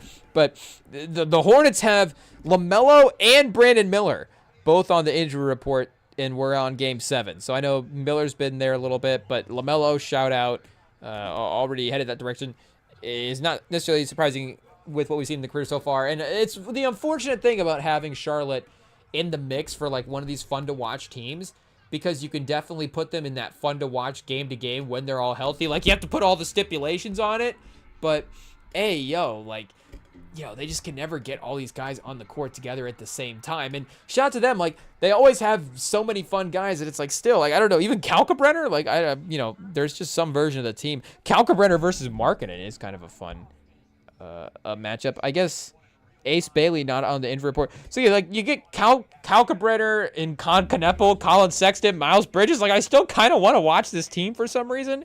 Sion James. Hey, so they just got all the Duke guys on this team. That's kind of fun. But yeah, I don't know if this is gonna be the first one that we watch. Hey, it might be this Philly Brooklyn game. It might just be Philly has been too entertaining so far to start the year. We have to watch Philly at this point. Oh, and Embiid is on the injury report as well too. So in terms of the aesthetic, in terms of what the watch, the offensive fluidity and all that different stuff, pause. Like, maybe that's not the worst thing in the world. Maybe, having Maxey and Edgecombe attacking and in space is actually going to be a good thing for him here. So that is actually, I guess, the most fun duo about to play. Hey, so not only is Philly, the vibes, the competitiveness, but like we're saying, just the entertainment value as well too. Atlanta versus Cleveland is definitely a little bit of a higher level game. And Raptors versus Grizzlies is fun. I guess Ja got that game suspension, though, so he is going to be out. But, yeah, shout out Philly. They have gone into must-watch TV territory. We are queuing them up here on the background. VJ Edgecombe? Hey, it is what it is. Oh, we can go multi-view, chat. A phone multi-view? Hey, can we even see the games? Okay, I guess screw it. We're going Cavs, Hawks, and Brooklyn versus Philly in the multi-view. Okay, can we get a multi-view on the TV? Hey, chat, this should have been a production meeting thing to figure out here. But if we can get multi-view on the TV, then maybe that is the move. And a little red zone on the phone. Just listen to Scott Hansen, chat. Hey, it is what it is. But we'll have to see what's going on here, and I guess then we'll get back into the games. But I did want to double-check, we mentioned it earlier as well, too, Flacco's stats on the year, because, as he's going down the field on that last drive and dotting these guys up, it's like, is Flacco, speaking of guys randomly getting the MVP conversation, is Flacco going to be in the MVP conversation? Like, what is happening here with this offense and the way he's been able to just continue to produce stats? I guess he does. Okay, he only is 2-5. I was gonna say, does he have like a sneaky, is he now like maybe 3-4 somehow with the way just bouncing around between two teams? Because of course Browning was there for at least a couple of starts, and it's like maybe they lost some more games that I was thinking about with Browning, and then won a couple, whatever with Flacco. But so far for the year, he is at, I guess he had 6 picks in Cleveland. So he's been a lot better in 3 games in Cincy than he has been in Cleveland as well, too. I guess it's just the yards comparatively as well is just like way better than what Cleveland has been having most of the time, but shout out. But he's been 7 touchdowns to 0 picks in, 3 games going into today. in Cincinnati. He was 2 touchdowns and 6 interceptions in 4 games in Cleveland. So that puts him at 9-6. Oh, Chad, almost is that, how close is that to 6-7? I don't know, but he's at a 9-6 on the year touchdown interception. 1,600 yards though, and again 60% completion. I guess is not necessarily lighting up the league in that aspect as well. But yeah, like we're saying, he has kept a lot of these teams, functionally competitive, and the offenses have at least been, for the most part, better than they were with, at least, these been upgrades from the backups. So I don't know where that puts him. I guess maybe not in the MVP conversation, but entertainment MVP for the year. And maybe that's just Jamar Chase and Higgins as well, too, their own selves, talent-wise. We got to give them their just due credit. Hey, it is what it is. They kind of displayed how great they were today. But like we're saying, it does make the Burrow thing interesting as well. Like, he's definitely under pressure in a crazy way. Just, he's not like he has a ton of time to make decisions. But, Flacco, I guess we'd have to really go look at the tape and be like, okay, like, is he actually just getting more time as well, too? But, Flacco does make these quick decisions, and the Bengals have such good athletes at the skills position that, he could make these quick decisions. These guys can be 15 to 20 yards down the field, and it's like, oh, man, their offense is, of course, just way more explosive than some of these other ones. So it's not like Burrow doesn't not produce, I guess. And, again, he actually wins games as well, too. So Flacco has one good drive, and we're like, wait a second, what's up with Joe Burrow? But it was, September, that start to the season. It is what it is, like we're saying. If we're talking about formulas, Joe Burrow, the Bo Nix of seasons, has a... But it is more just like a bad first quarter, and then a good 3, at least a good second and third quarter if he's healthy. But regardless, we didn't get to see him pause long enough for him to turn the season around at all.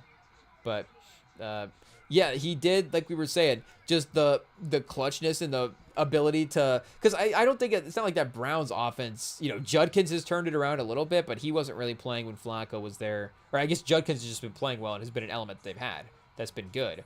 But he wasn't necessarily a big factor when Flacco was there, I believe, as well, too. So, if Flacco had Judkins, he would be a lot better. I don't know. But the Higgins piece was interesting today as well, too, because Higgins was just insane making some of these catches. And I was thinking, like, maybe Higgins does actually have the better, like, catching ability than Jamar Chase, if that makes sense, because I feel like if we're, speaking of highlights, I guess maybe we were speaking of highlights a while ago, but if we were talking about highlights for Chase and Higgins, it does feel like Chase's highlights are more around, again, his speed and athleticism. It would be like him getting a catch and breaking away, or, he does have great tiptoe catches and, insane, plays like that, but it does feel like Higgins has more of the pause, like the good hands plays, versus Chase has like the athletic, game-changing breakaway moments. And it would be sort of, again, the combination of all the attributes. But if we were doing like Madden rankings for T. Higgins, like maybe his catch ranking, or I don't know, spectacular catch ranking, maybe that's what it would be. Specifically, his spectacular catch ranking might be a little bit higher than Jamar Chase's. But again, if Jamar Chase gets like a screen or something, then obviously, he's more terrifying. Or even if he does get once he does get a one-handed catch, like he's almost as likely to get a one-handed catch, and then if he does, he's just more dangerous with it. But yeah, Higgins has that jump ball factor where he was just ripping, I was say ripping balls away from defenders. It's crazy, but you get what we were saying there. Football element, coach talk. It was insane. Yeah, what did they have? 470 receiving yards? 470. Hey, yo. And Flacco did have a interception late that was a little bit painful as well, too. But, yeah, Higgins and Chase, again, it's like, hey, yo, this is insane. So, maybe, again, Flacco just keeping these guys' numbers competitive with the way that the rest of the league has been a little inconsistent this year. Maybe that has been amongst the most valuable things we've seen. I don't know how valuable they've been to other people's fantasy teams, because we unfortunately don't have either one of these guys. We don't have anybody from the Bengals offense. but it would have actually been the move. And especially to be able to hold out through the Jake Browning era would have been the move as well, too. But yeah, you see Chase, again, numbers-wise, like, they're the same. But Loveland had that touchdown at the end of the game that I guess, we were watching last play there when it happened, and he was 6 for 118 and 2 touchdowns. So shout out, again, he needed, I guess, a good stats game as well, too, to sort of get the people back on his side for that type of draft pick and for him being that top-end weapon for them to have in Chicago. But, again, Cincinnati defense is going to be a team to have that happen against. So, Bears, if they're going to get criticized for performing well against the Cincinnati defense, and it's like, okay, there's just nothing you can do about that. Hey, it is what it is. Like, ultimately, as a team, they put up 47 points, and, Caleb Williams did quarterback them late in the game. It was close to disaster. You don't want to see that. But regardless, offensively, for the overall picture, they took advantage of a good matchup in their opponent this week. And that's what you want to see from Caleb Williams taking the steps going forward. So in that way, you'll take the win there as well, too. And no turnovers today for him. 20 for 34, 283 touchdowns.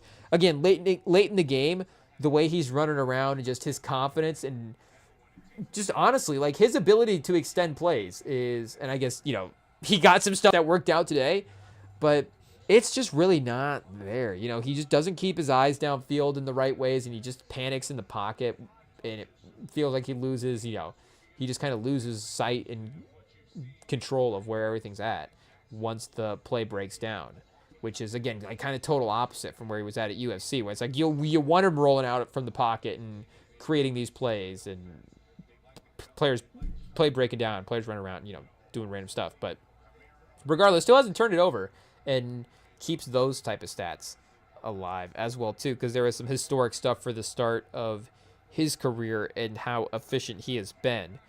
But, yeah, shout out to Flacco. Shout out to T. Higgins for having an insane day. Maybe the best day of his career. I don't know if it's the best overall stats day of his career, but just the amount of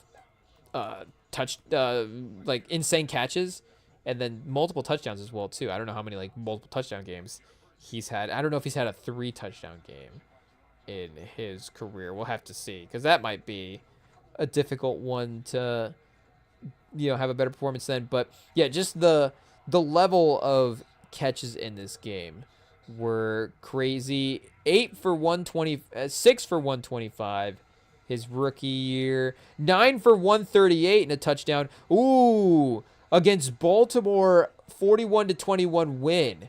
Week 16, 2021, he had 12 catches, 194 yards, and 2 touchdowns. So that might be the one. 148, no touchdowns. Yeah, see, he's always been a weird touchdown guy. So, he maybe his big yardage games, he doesn't necessarily get the scores. And then he's got some multi-touchdown games here with less than 100 yards. So he did kind of check both boxes to get... Oh, here we go as well. He does have a 3-touchdown game. Overtime against Denver, week 17. Last year, he goes 11 catches for 131 and 3 touchdowns. So that might be better. We have to go back and watch the highlights for those couple of games. But yeah, he was just mossing defenders every time.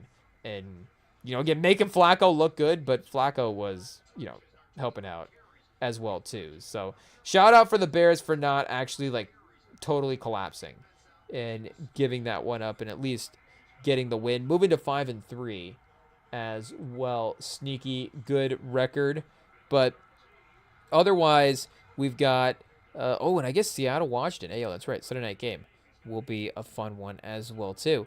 But ayo, do we have to finally talk about the Colts Steelers game? I guess it is what it is. The Colts, at the end of the day, I guess you got to look at the fact that 7-2 is still the place you want to be at in the season. I guess week to week we'd want to be 8. Going into this week we'd want to be at 8-1. But you're still way ahead of schedule overall. And maybe the only good thing about today was maybe they just made every mistake that they'll make in this game, because there was a stretch where it was just like, okay, they muffed a punt, they fumbled, they picked, and this was, like we're saying, in some ways you could put this in the due for a bad game territory type of game. Like we're saying, it makes sense. bunch of wins on the schedule. They've been the best offense in NFL history up until this point, so the overcorrection of them having some bad plays as well makes some sense. But they haven't necessarily been, punched in the mouth in a major way this season. They haven't really been tested by another team. The closest that they have been tested was that Denver game, and, that was an encouraging game for sure. Daniel Jones was really good in that game, but ultimately they got lucky with the fact that the Denver had that penalty, and they were able to re-kick a field goal that they missed and won the game on that last play. So opponent-wise, there's just that competitive aspect of the Steelers are, one of the better teams that they played. The Chargers game was a good win as well, too. It's not like we can just take away that performance as well, even though the Chargers are maybe, a little banged up week to week. Who knows what version of the team you're going to get for sure. And, home Pittsburgh, again, there's just a lot of factors that you can put into the excuse board for Indy in this one. But like we were saying as well, too, as this team was trending upward in the season, and we were kind of eyeing them, being like, okay, when do we kind of get to call this team contenders? And we were asking the guys in our friend group, like, yeah, they would definitely admit that they were contenders, and they have to be considered one of the best teams in the NFL this year. There's no denying it.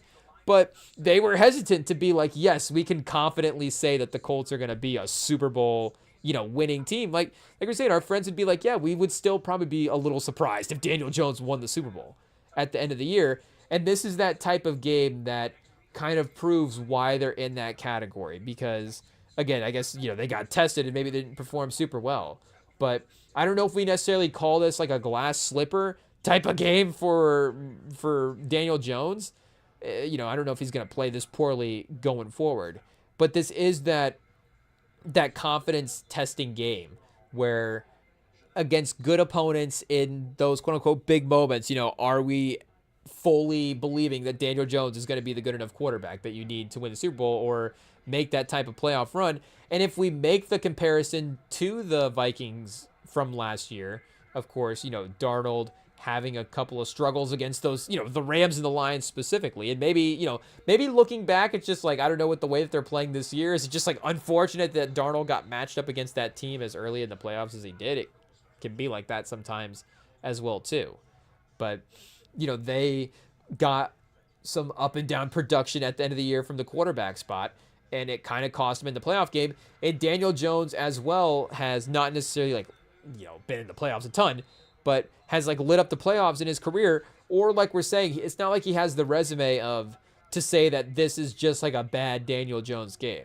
Like, unfortunately for Daniel Jones, totally different team, totally different scenario. This is the best version of Daniel Jones that we've ever had. Pause. Whoa. Hey, yo. But, this is still not in line mathematically with the amount of games that he's played the other direction for his career. So I'm not trying to say that, again, in a Sam Darnold type way, we feel more confident in his ability to perform this year as well, too. And we kind of like that Seattle team. And maybe the playoff lumps, maybe Daniel Jones needs to have a bad playoff performance this year to have confidence in him next year in this Colts team. I don't know if that's what I'm saying. But this is that type of game where, it's like, oh, Daniel Jones against a top-level performer. Maybe this is why we don't fully put the Colts as the best team in the AFC. And why, if we say that the AFC picture looks a little shaky, it is this way. And the fact that Daniel Jones on the road, if he's going into an outdoor environment, if the game gets ugly, maybe you're not fully confident in his capabilities. And especially if that's, Kansas City or Buffalo as well. You would have been shaky about that already. But to be honest, again, it's like at home, Indy, if they're the 1 seed, that becomes a little bit of a different story. And maybe the 1 seed at 7-2 is still not fully off the table as well. We're not saying that, but this definitely shakes your confidence a little bit. And we'll have to go back in their schedule and see, against top-level opponents, when do they have a chance to sort of get back on track. But, again, they were winning the other games so comfortably that it's not like they didn't even have a random performance to be like, okay, fourth quarter drive, Daniel Jones, here we go. I guess that Cardinals game was kind of close, but hey, again, maybe, I don't know. Maybe we're double talking a little bit. We don't want it to be close against the Cardinals, but, they got to get tested at some point. So at the end of the day, the fact that they kept fighting as a team and we're even with 9 seconds left, like we get an onside kick, we have it, maybe even one play to try to tie this game up.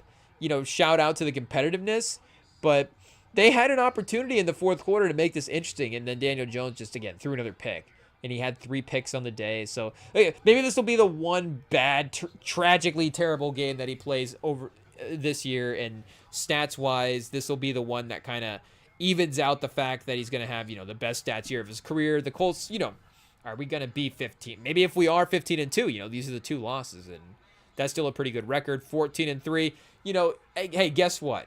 At this point, 13-4, we'll be okay with it. I'm still trying to remember where we were at going into the season. Literally, according to some polls, the unhappiest relying on polls, but according to some sources, the unhappiest fan base in the NFL. And if we're 13-4, it's not like we can necessarily be disappointed. But you see, I guess 2-2 on the road. Both of the losses have been on the road this year. So I guess I don't know if that goes into the factor that we were saying, but so 5-0 at home. If we can do math there, I think we can, maybe. But yeah, Pittsburgh as well. It does show again that if their defense does lock in, that they do have one of the scarier units in the league. They haven't necessarily, like we were saying in this rating system, performed that way, but the roster, the way they invested in it, and the playmakers that they have there. We didn't know if it's like, oh, are they getting a little bit older? Hey, are they not the same? But, early in the year, they still felt like they were flying around a little bit. Like Jalen Ramsey could step up and make a play every now and then. So, it's like, okay, as the season goes on, I guess, again, with the age, I guess they're not able to, compete for the 18 weeks. I guess we have to consider that a factor for sure. But I don't know if I was necessarily ready to buy that as well, too, as the main excuse to why that they were not playing well. I think there maybe was a little bit of, I don't know, coasting, whatever. Again, it is.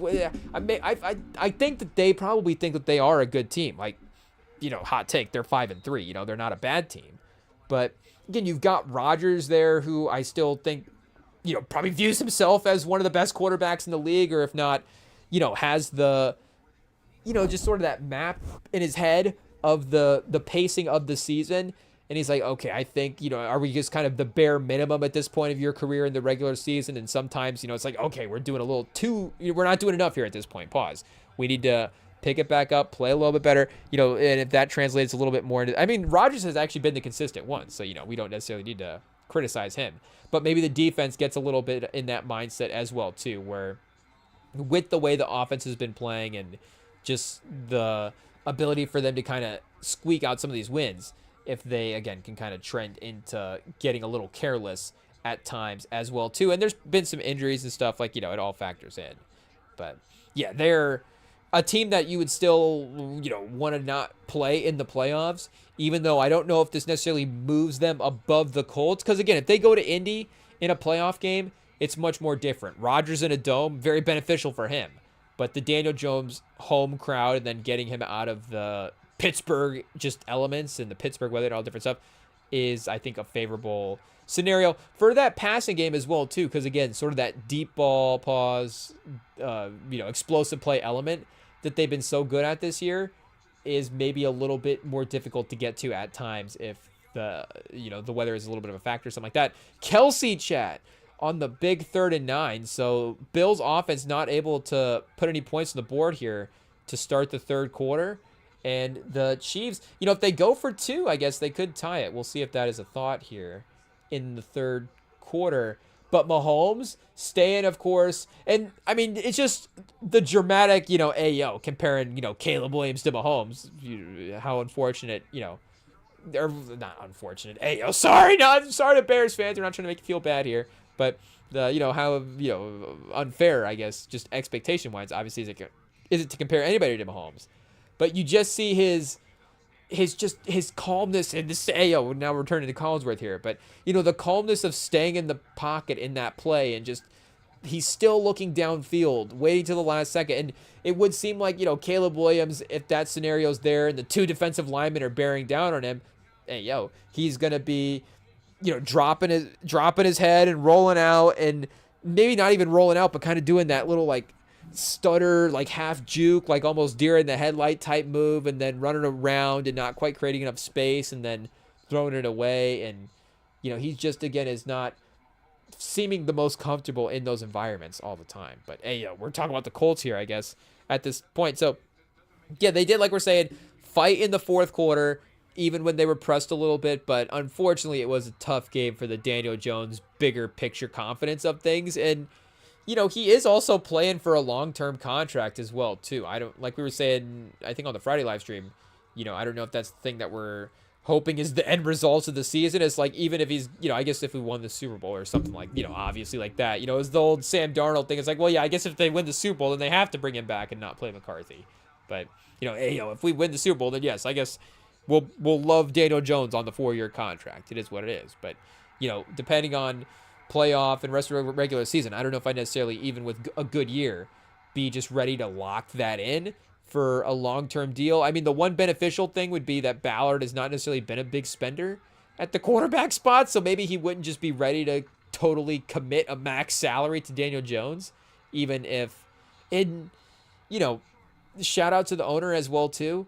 Like, she has been, obviously with the headset and stuff, really involved in some of the X's and O's stuff. But you imagine she was probably paying attention to the league beforehand, and she knows, the contracts and the values and stuff. I'm sure that she's aware of what overpaying a potential, just anybody, could mean if the performance doesn't quite match up. Just, what that does to your salary cap as well, too. We're not trying to take away a guy's bread here.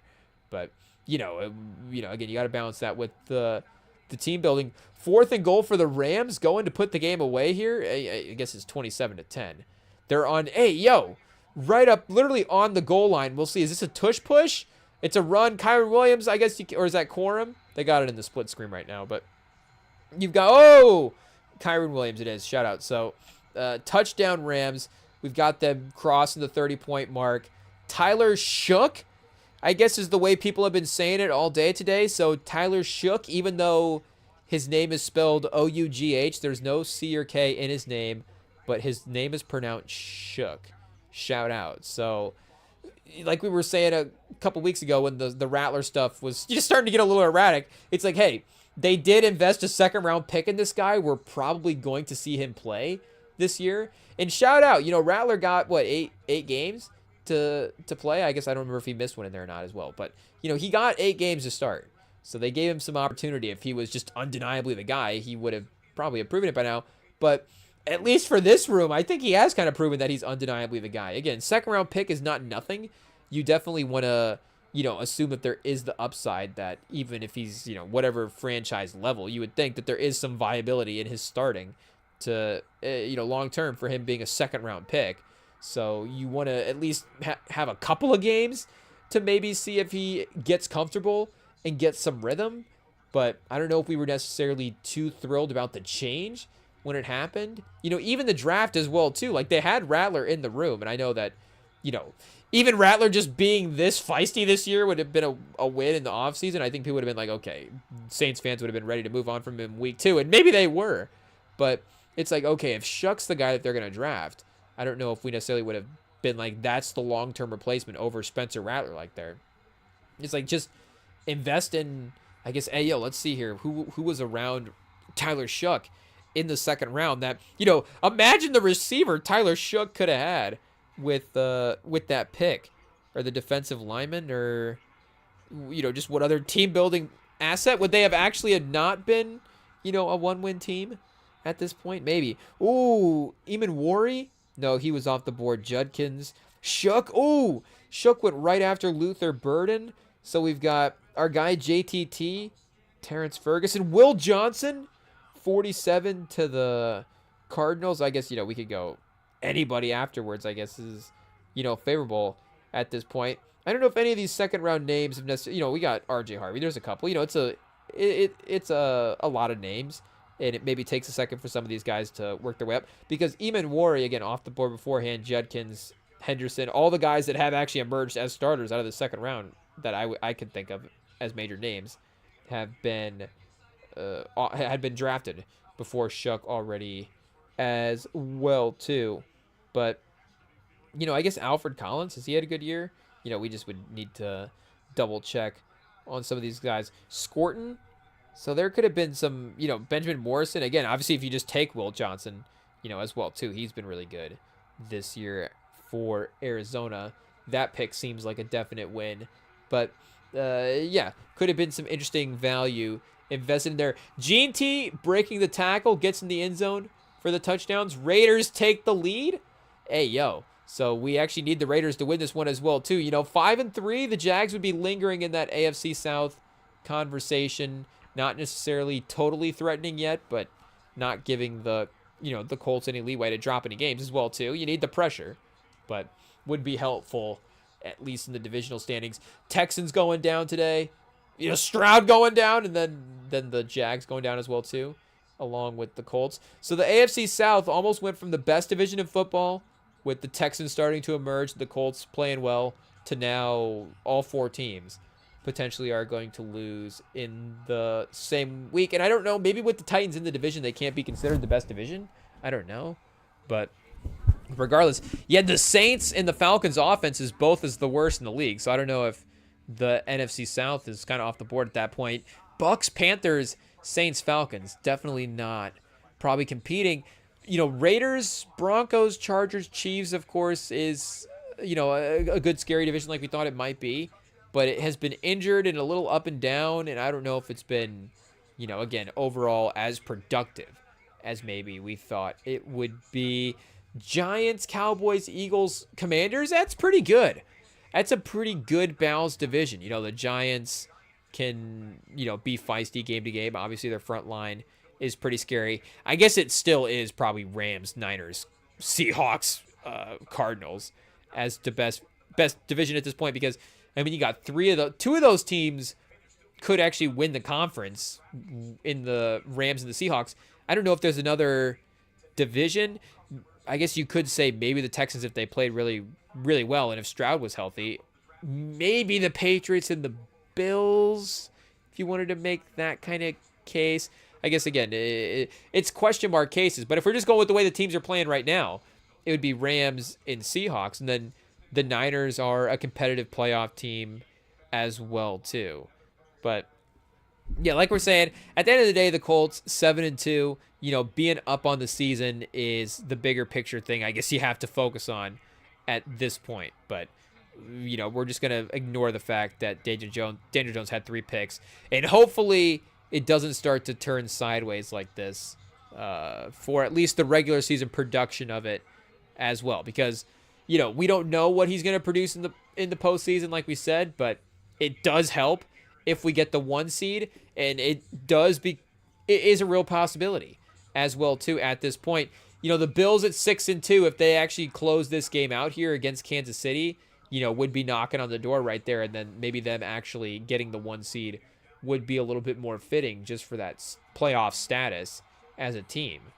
But they said that they were showing on the stats before the game that the Bills have won the last 4 regular season meetings, but the Chiefs have won the last 4 postseason meetings. All 4 times they met in the postseason, the Chiefs have won. So at some point, speaking of due for a win, like Josh Allen's just going to be due for a win in the postseason against the Chiefs. I don't know if that'll be the case legacy-wise. To be like, well, okay, yeah, he got one, the 5th game in. It's, we won the series at that point. Literally swept him in a best-of-7 series, Pat Mahomes. It is what it is. And again, with as good as Allen has been statistically the last couple of years, he hasn't quite even been able to claim that title from Mahomes in that way. But they do, the regular season dominance, I guess if that's a way to have it, the regular season, the way they've been able to pilot these wins against him in the regular season, I think does give him a little bit of leeway there, again, in terms of making up some of that production, where it feels like if he is able to get a playoff win, that it would go back and actually, you could view some of those results a little bit differently. And again, this last playoff game against the Chiefs, was completely different as well, too, maybe than just like a typical, can we blame a quarterback for a loss type of game? Like kind of complete opposite. Josh Allen was brilliant in that game and is a main reason why you would say, if you're making the best quarterback in the league argument, it's going to be one of the games that you point to for sure. But, again, regardless, Mahomes has still been able to clean up some of these wins. Oh, 4th and 1 in the red zone. Saints try to go for it. Rams stop it. Oh, Taysom Hill in at quarterback. So, yeah, you don't even trust Shuck on your big plays, chat. It is what it is. Just play Rattler. Just that's your guy for the season. You want to tank. You want to lose games. You want to see if Arch Manning will be available in the second round. Play Spencer Rattler. Imagine Spencer Rattler and Arch Manning in the same quarterback room, chat. Hey, yo, you would have said that would have been good, in 2022, maybe? I don't know. Was Rattler? No, because that still would have been like Rattler on the bench in Oklahoma or something in 2022. I don't know. But I don't know if Manning was emerged quite at the time that Rattler was a 5-star prospect. I'm not exactly sure. It might have been a season or two after that. But Bills first and goal. James Cook driving toward the end zone. And we do need a good Bills game here offensively anyways. Not because we necessarily want them to win over the Chiefs, but we do have, like we said earlier, we mentioned the fact that we had Shakir. We put him into our fantasy lineup. We have our fantasy season basically riding pause on the fact that the Bills offense needs to do well in this game. We drafted Josh Allen and James Cook in back-to-back rounds in the second and third, and it has not worked out the last couple of weeks, and we were forced to play Shakir today, like we said, with injuries and buys and stuff like that. So push Josh Allen. Can he get there? He can, chat. 28, potentially 28-13 if they are able to get this extra point. And 5-0 again against Mahomes in the last 5 regular season meetings is not nothing. I guess, can I do a fantasy check just right here on the Colts game? I think we can, maybe, if we go to the box score. Oh, chat, how we doing? Not good. Oh, we're going to get destroyed this week. It is what it is. Oh, McCaffrey. He got us, chat. And really, Jonathan Taylor got us as well, too. In classic get-rich-die-trying fashion. Shout out Anthony Richardson. We always have a player that just has a terrible game. Chat, it is what it is. Worthy with 3 points right now. Warren with 7 on the day. Dobbins, we should have played Harvey off the bench. I'm sure with the touchdown, he had more here. Let me see. Probably not enough to swing the game. Ooh, Adams with 25 as well, too. Oh, and speaking of London, I didn't even realize I was playing against Drake London. So, McCaffrey and London, 80 points, almost 90 combined. It is what it is. Yeah, I don't know if I guess, where is Harvey? Oh, Harvey only had, only I was looking at Drake May's total at a quarterback. Harvey had 17 today. Chat, you love that in this league, the quarterbacks get points per completion. So, Josh Allen projected to get 62 right now. It could matter, I guess, if Dak Prescott doesn't get his projected 43, but I'm already shout out, chat. Did we just expose this guy's fantasy name? It is what it is. Shout out. I guess fantasy does kind of, make you get creative a little bit. It's not like, either it'd be canceled. Well, I guess there could be, but, not that time. We're good to go. Devontae Adams at 25, London at 48, and McCaffrey at 43. Those guys alone, I think those 3 guys alone may have outscored my entire team, to be honest. A Shakir touchdown here would not be bad. I guess Allen. This is Allen's best fantasy game, honestly, in like a month and a half. Let's see here real quick how he's been doing. I guess, again, he does get the points per completion in this league specifically, so he's done okay there as well. Oh, that's right. 2 rushing touchdowns last week, but only 7 yards. I guess 12 yards today. But he only had 163 pass yards as well, too. He's up to 253 today. His highest since week 5. And he's definitely going to pass that. So this will be his second highest total of the season, you would imagine, if he keeps up the good production here in the fourth quarter. Though, Cook himself has not necessarily produced in a major way today at all. Vidal, chat. We should have managed the flex a little bit better. How many points did we leave on the board? I do always get mad at a loss unless we look at it and go like, okay, there's really nothing we could have done at the end of the day. Dobbs had 16, a good overall day. We should have played him. 91 yards, 7 catches. So no points, but again, decent PPR production. So that would have been 10 more points over Dobbins 13 more points, I guess, over Vidal. But Harvey would have been, so 17 and 16 would have been the highest bench scores that we could have played in our flex versus 9. Hey, yo. So, yeah, we're leaving like 12 points on the board overall. It's definitely, not great GMing from a fantasy standpoint, but we're down by like 50. So it's not really going to swing the amount too much. And we don't have anybody left, right? Are we done after this? Oh, chat, that's disappointing. Hey, yo. Oh, fortunately, okay, Swift was out. So, hey, yo, they had a guy out, and they're gonna take us down pretty good. Pause. Hey, yo, it is what it is. But I guess Aaron Rodgers keeps it cooking today. Steelers, impressive home win. Let's see what the Aaron Rodgers stat line actually was. Daniel Jones, 342, 3 picks. Rodgers, 25 for 35, 203, a touchdown. I mean, he might get a Pro Bowl this year, chat. I guess, we got to start talking about the other awards as well. It's always, is this guy going to be an MVP conversation? But Aaron Rodgers is going to be in AAA, chat. Hey, yo, I did that on accident. But he might be getting up there.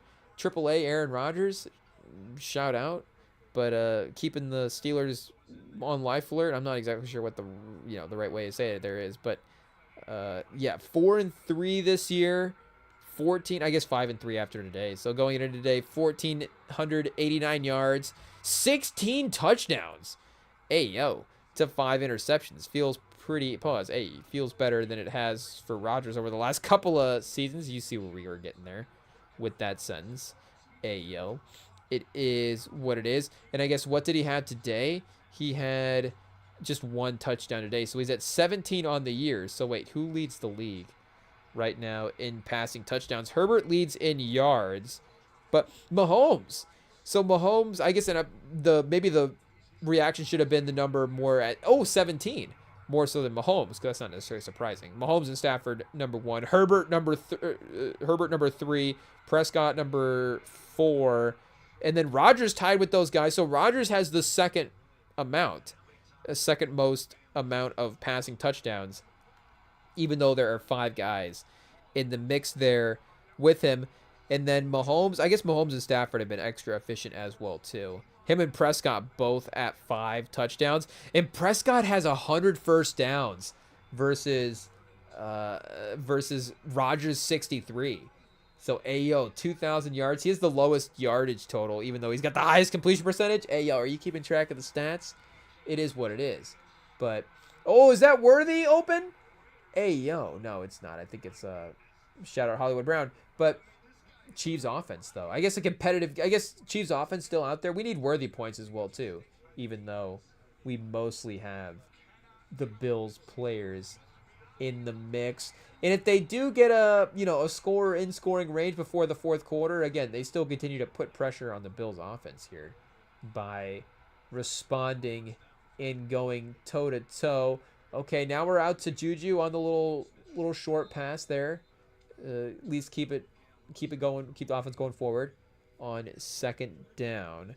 But Dak with 100. I guess I don't know why they have them both at leading the league in in first downs when Mahomes has 107 as well too. Daniel Jones at 103, give him respect, chat.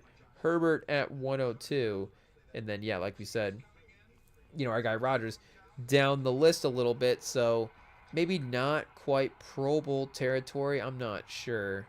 We'd have to see, because at this point Daniel Jones would have to get the nod. Mahomes, Herbert, those are probably going to be the 3 guys. And then injury replacement, May's in there, pause. AFC as well, like we're saying, Flacco, you might have to consider at this point from a stat standpoint. But, he might be the 5th guy, honestly. Rodgers, top 5 quarterback in the AFC? We wouldn't necessarily have locked that in going into the offseason, but he's kind of been that. Can we go like success rating here? Let's see if there's a different way to prove that. I guess if there's not, maybe we have to reconsider. But just, kind of the averageness that he's been able to produce has been, okay enough for them to keep winning some of these games. Maybe it's not even so much Rodgers through the entirety of the game as well, too. Oh, did we just leave out Josh Allen? Hey, yo, chat. It is what it is. Shout out. We're just reading the names, and we're only thinking about the names that we read there. I don't know. Did we even read Josh Allen's name? Then I guess it wasn't even just all AFC quarterbacks that we were looking at as well, too. Wait, we said, because Lamar's been hurt as well. So, yo, top 3, Burrow. So I guess, yo, Rodgers top 15 quarterback in the AFC. Shout out. Bo Nix is number 16. I'm not exactly sure what the list is. We'll have to go and, redo that at some point as well. But, yeah, Colts, Steelers, not super fun to watch. But Minnesota versus Detroit was kind of fun to watch. Shout out to all the Lions fans out there. You hate to see them have to, deal with the loss on a week like this. But apparently McCarthy only plays well in Michigan, chat. Hey, yo, we had the writer's room cook that one up beforehand. And I don't even know if we would say that, McCarthy necessarily played well. But I guess McCarthy only gets wins in Michigan, because what has changed from McCarthy's stat line in a win at Michigan, right? If you drafted him, Michigan, is this what you expected? I don't know. Hey, yo, what are we saying this for, chat? Hey, yo, we're fans. But I guess he, not only just needed a win, he did have a good couple of throws as well, too. Or I guess he did have like that back shoulder to Naylor near the end of the game to keep the offense alive and keep the drive going, because there was, again, an opportunity with them at the goal line in the fourth quarter to go up, I think, 2 touchdowns in the game, and he wasn't quite able to get it in, and they got it, 10-point lead. Lions start to storm back, and you start to wonder, like, them not being able to close out this game. But more importantly than, again, him playing well, is he was able to actually, close out the game and get the win. But, yeah, McCarthy, maybe he's actually not trash, chat. Hey, yo, give him a break. The man has played like 3 NFL games at this point and was injured all of last year as well, too. So who even knows what that does for just, it's not like, yes, that takes him off the field from getting NFL reps. It just takes him off the field from getting reps in general. And he's not practicing in the same way, not getting the same sort of, developmental stuff that some of the other guys on his timeline are getting as well, too. That's just a whole important season that he has to step away from any kind of playing stuff and focus on the recovery. So they said they mentioned today as well, too, like, the second-year quarterback stepping up. And I have to keep reminding myself of that as well, because it's like, well, not that, he's in only his second year, but that this is not even his first year, because it really is. Again, when you just lose your entire rookie season to injury, he had the whole camp, I guess, the whole offseason, because he did get hurt in preseason. But let's not, he did have a couple of good throws in that preseason game as well, too. I don't know if we're going back too far into the timeline to see how good that, J.J. McCarthy was playing. But, again, he just has to take an entire break from football while he is focusing on getting back healthy and then having to catch back up to the NFL as well, too, before the fact that he even, never even really got the chance to catch up in the first place. So this really is, again, like a rookie season for McCarthy in his first couple of games, and maybe he's going to be up and down from a stat standpoint, but he's managed to pull together a couple of wins at this point as well. And, maybe it's not like as good as some of the Jackson Dart performances that we've seen, but it does feel a little Jackson Dart-ish as well. And again, Jackson Dart, even through, 6-7 games at this point now, 5-6-7 games, has gotten better in what he's been able to unlock offensively and the confidence and the types of throws. And I think they're asking, more from McCarthy early on than the Giants asked from Jackson Dart. Like, if the Vikings had taken that route with him and really played it that safe on offense, then maybe, we don't even get to see some of the, the not the question mark, but the turnover stuff or whatever. Like, just who knows what it looks like if they play it even that safe with him, with McCarthy. They've asked him to, push it down the field puzzle a little bit early on. And again, there's going to be maybe some ups and downs with him adjusting just to starting in general. But, he's able to grind out these wins in the fourth quarter, and there is something that is successful, about having him under center that you feel like you have to stick with it and see what you have there ultimately. And again, I feel like with the way that Dart has kind of, and I know that, again, I guess they're both first round picks, and he's actually like a true rookie. So there is just a different sort of vibe to what his performances look like. I don't know if, again, we still kind of need McCarthy to be performing like a quote unquote second year quarterback. But I feel like there is a similarity there for sort of skill level, vibe, talent wise, like what they could be as quarterbacks. And again, like Jackson Dart is like a savior in New York. And I know that it's also the Daniel Jones and Sam Darnold things as well, too. I know the Daniel Jones thing is different for Giants fans than it is for Vikings fans. But, and, I assume that Daniel Jones would be good with Kevin O'Connell. But still, I don't know if you could totally write off the McCarthy experience quite yet. The man won a national title at Michigan. The man won high school championships. So I think you have to. He's a winning player. He's gotten a couple of wins already now. Was this again? He hasn't even played very many games. But is he 2-1 or is he 2-2? He might be 2-3. We will have to see here. But that's 2-3 is not bad. Yeah, 1-1. Okay, so he's 2-1 as a starter at this point.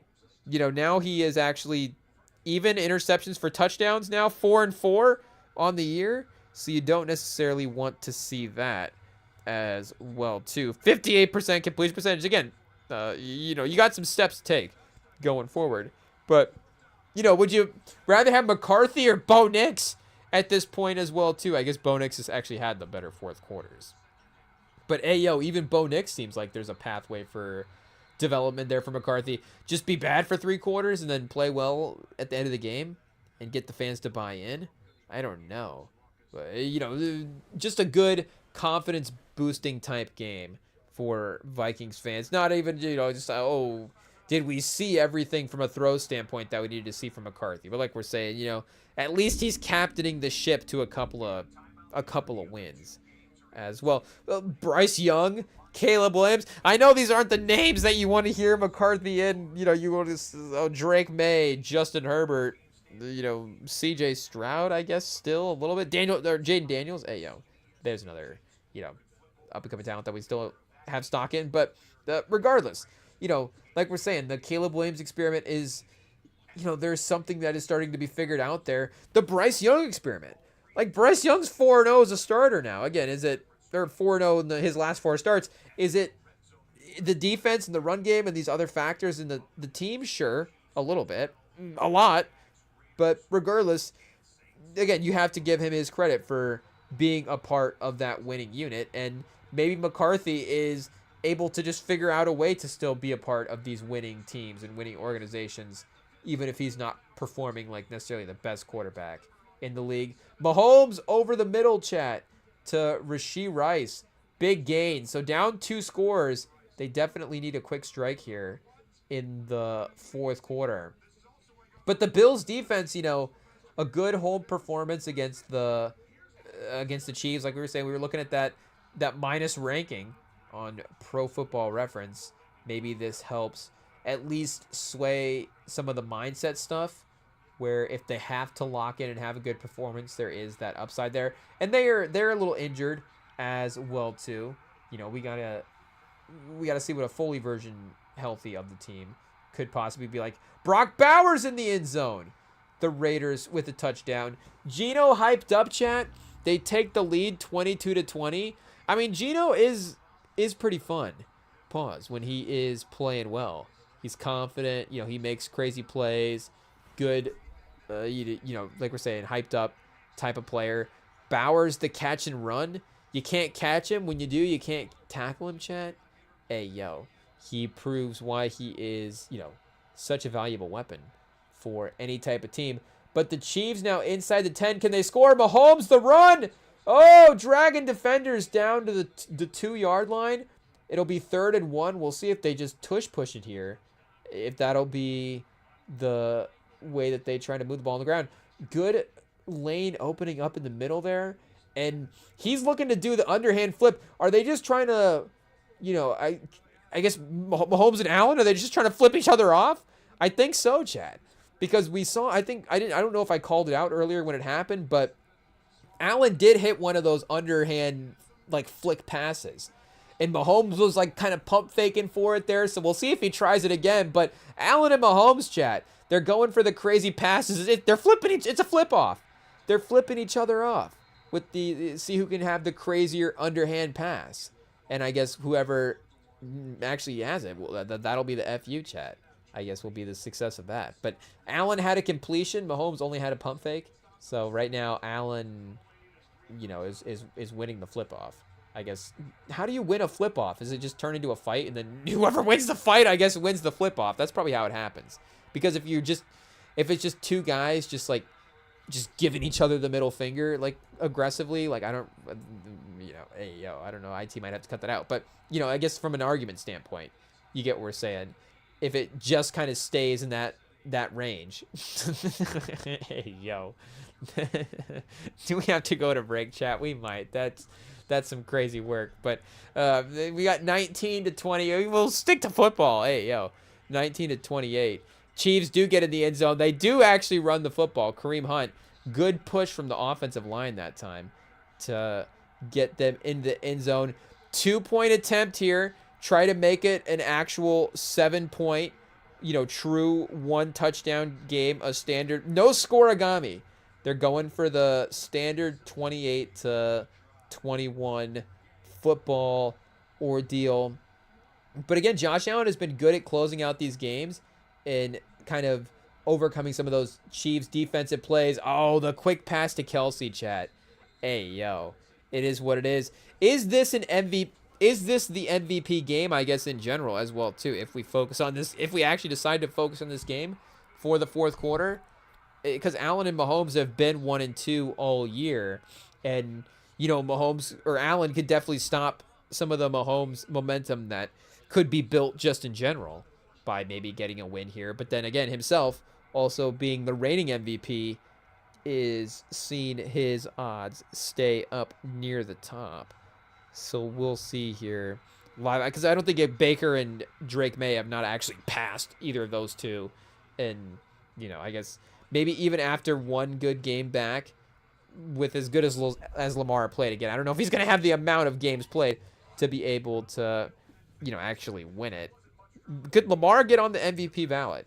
Would be crazy work as well. So, yeah, Drake May's officially moved to third after, a good performance today by, we don't even remember who they played, chat. That was that was Atlanta. Hey, yo. So Atlanta on the road, like we say, they kind of go into a team. They just kind of got cooked by Drake London as well, like we were saying earlier. Hey, yo, take 2 on the Drake versus Drake conversation. But, Stafford, 5-1, is now in that range. Baker just completely fallen off. One bye week, chat. Hey, yo, you totally forget about the man. Herbert, 20-1. Jordan Love, 18-1. Jalen Hurts now 20-1, and Goff still sits at 30-1. That loss today was tough for those conversations as well. But I don't remember what we have Hurts at for MVP.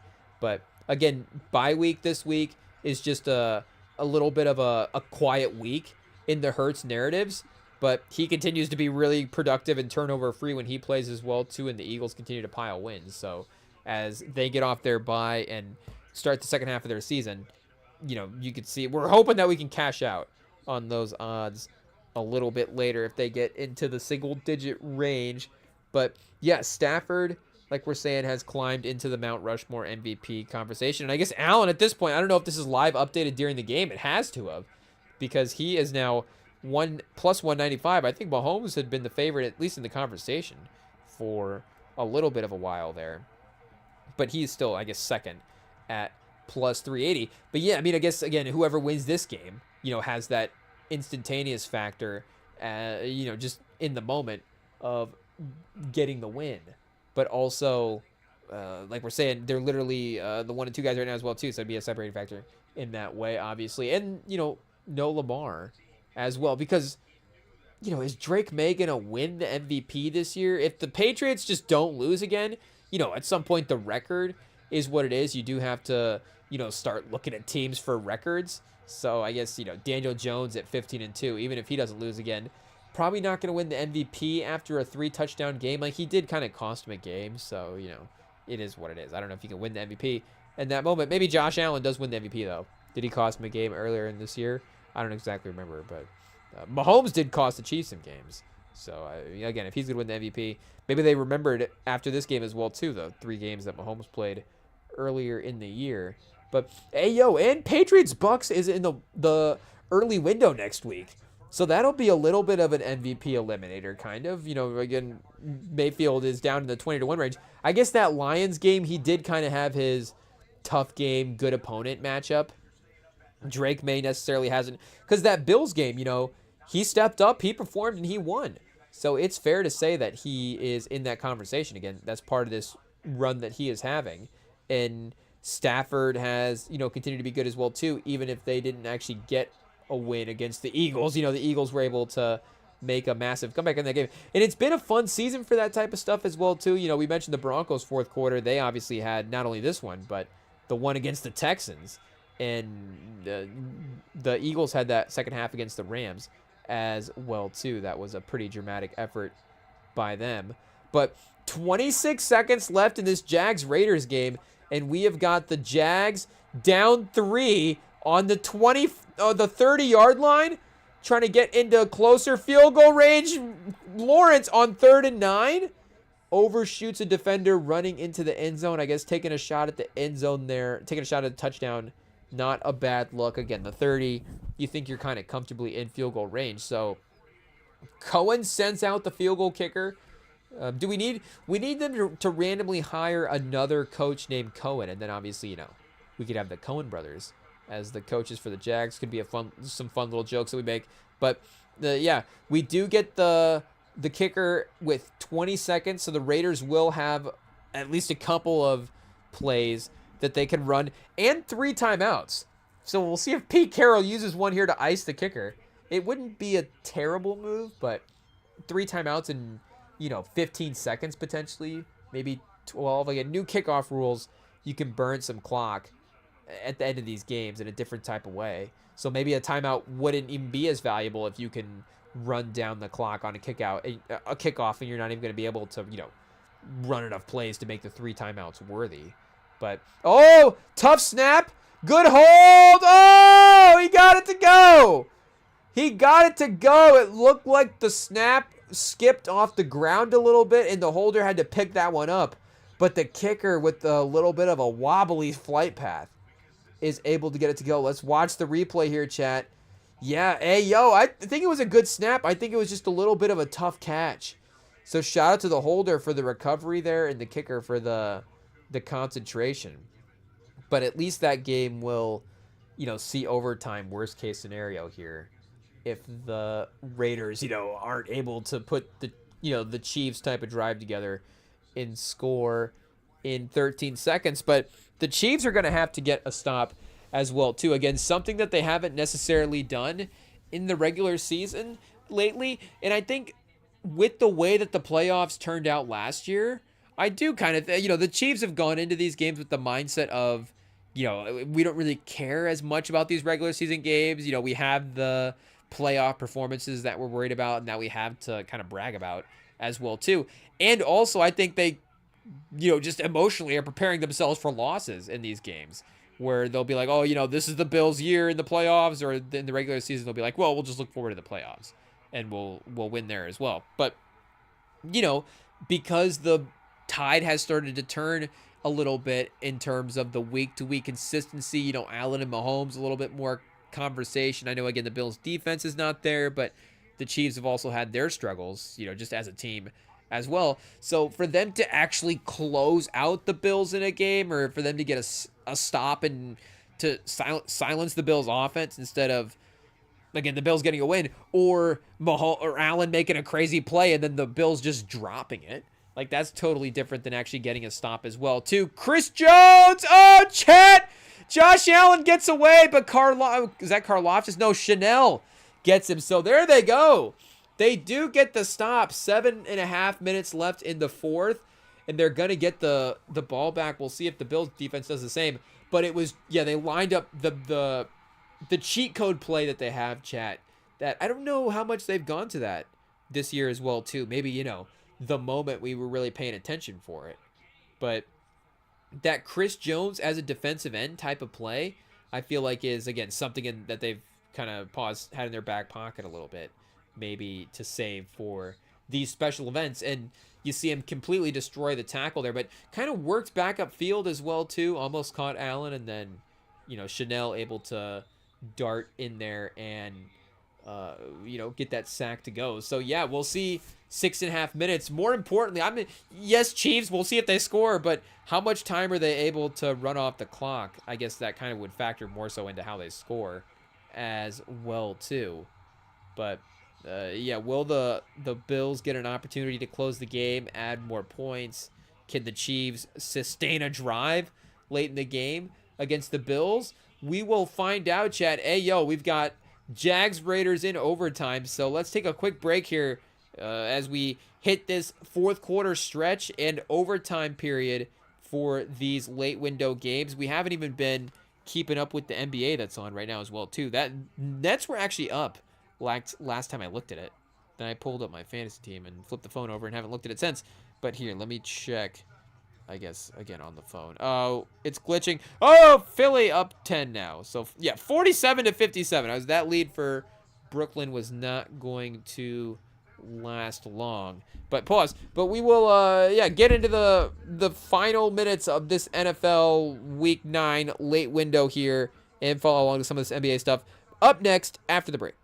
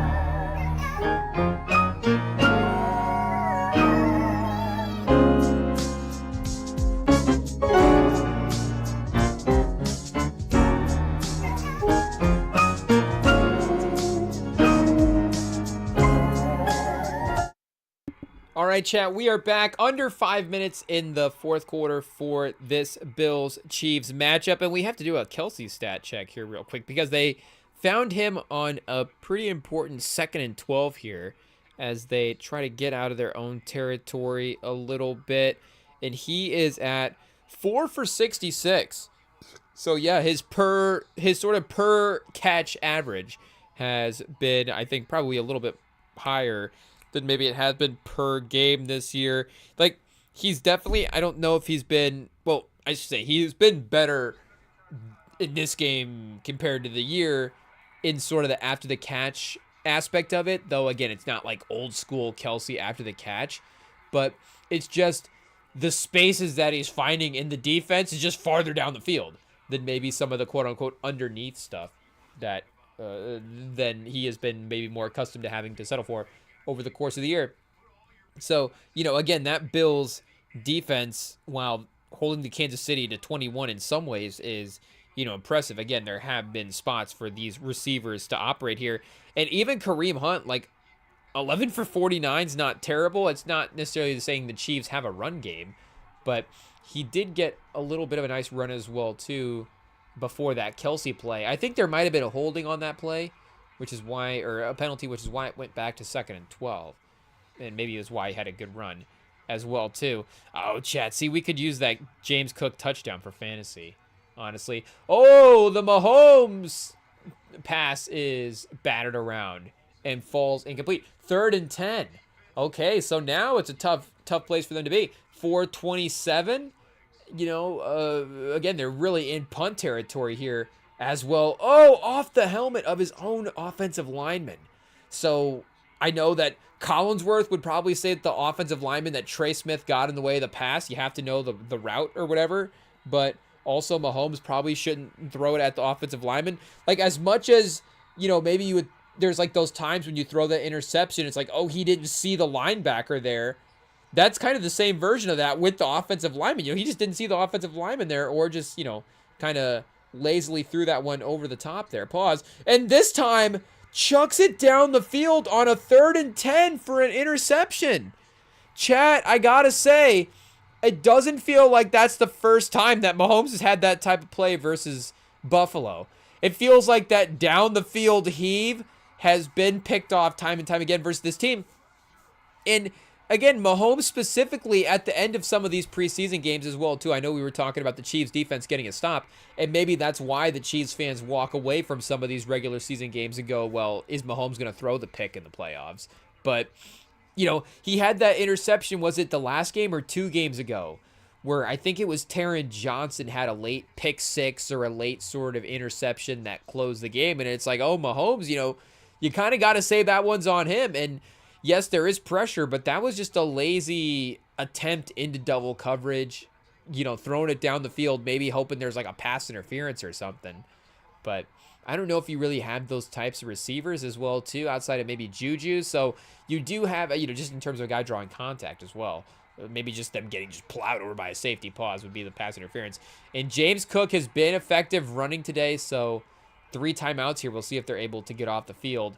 The Bills aren't in field goal range, so that is the only good thing at this point. A punt would still pin you back in your own territory, though, and, you know, be a tough drive after that. Jags, Chad Crosby taking matters into his own hands. He stops the goal line run from the Jags in overtime. 2nd and goal. Game is tied. So, you know, overtime 2025, the Raiders will get another possession here, and this game might end in a tie, honestly, if, well, honestly, the clock might run out for the Raiders because they might go down and score a touchdown, but I could see them getting the ball back and just running out of time before they get in the end zone.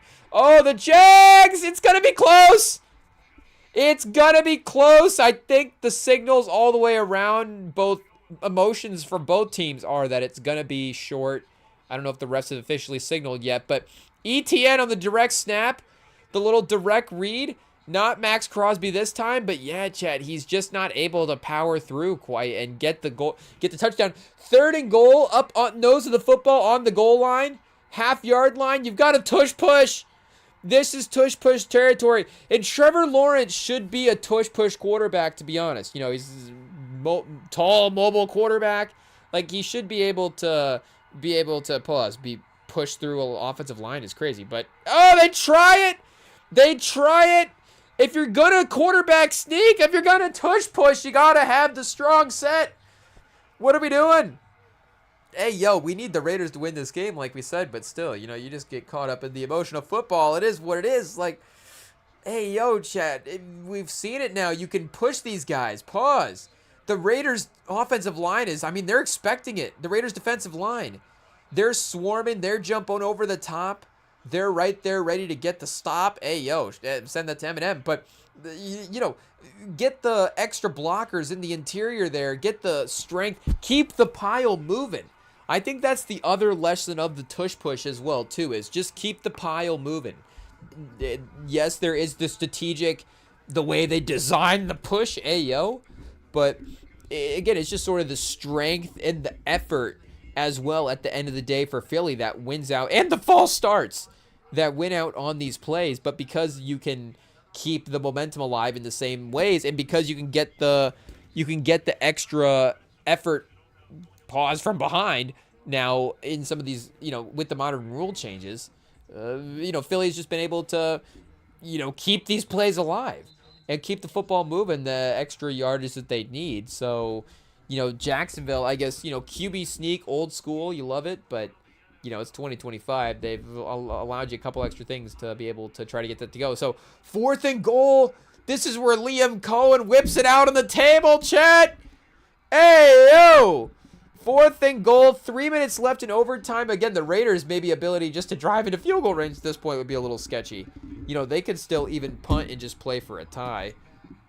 At 2-3, you know, what's a 2-5? Hey, 2-3. Where are we at in the season? 2-5. What does a loss mean for him, honestly, at this point, outside of just Pete Carroll getting fired a little bit earlier than he thought? But, hey, yo, Cohen doesn't care, chat.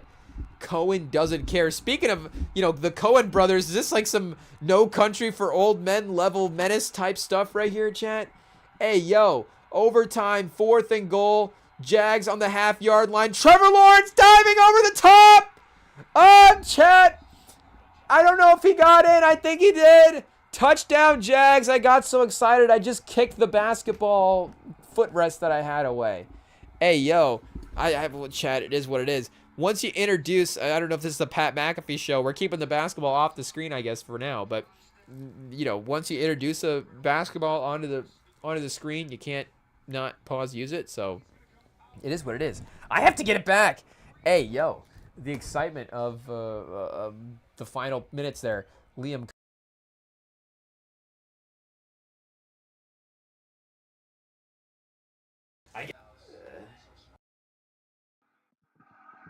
Are we back, chat? Okay, are we back? There we go. I had to unplug the microphone to be able to go get the basketball. Sorry for the break in the silence there. But yeah, hey, shout out to Liam Cohen for, hey, yo, the berries on that. Hey, okay, we're getting the basketball.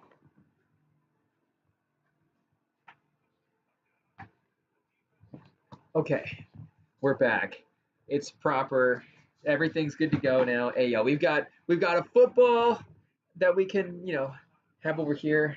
We got a basketball footrest, I guess. Hey, yo, it is what it is.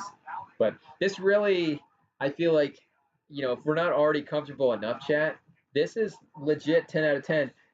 I mean, you know, I guess the idea of the basketball is, you know, the versatility there is like a chair, footrest situation. You know, maybe it's okay, it's got a couple more pause. Hey, you know, we can't say it's got a couple more uses than just a basketball, because now we're going to get accused of some stuff. But, you know, I think we've kind of just said what those were. So, you know, the list kind of is maybe not as versatile as we thought. But it just in terms of, okay, yes, it's got 2 more uses than just dribbling. Okay, we'll get the, hey, yo, maybe don't move around. Things start getting crazy.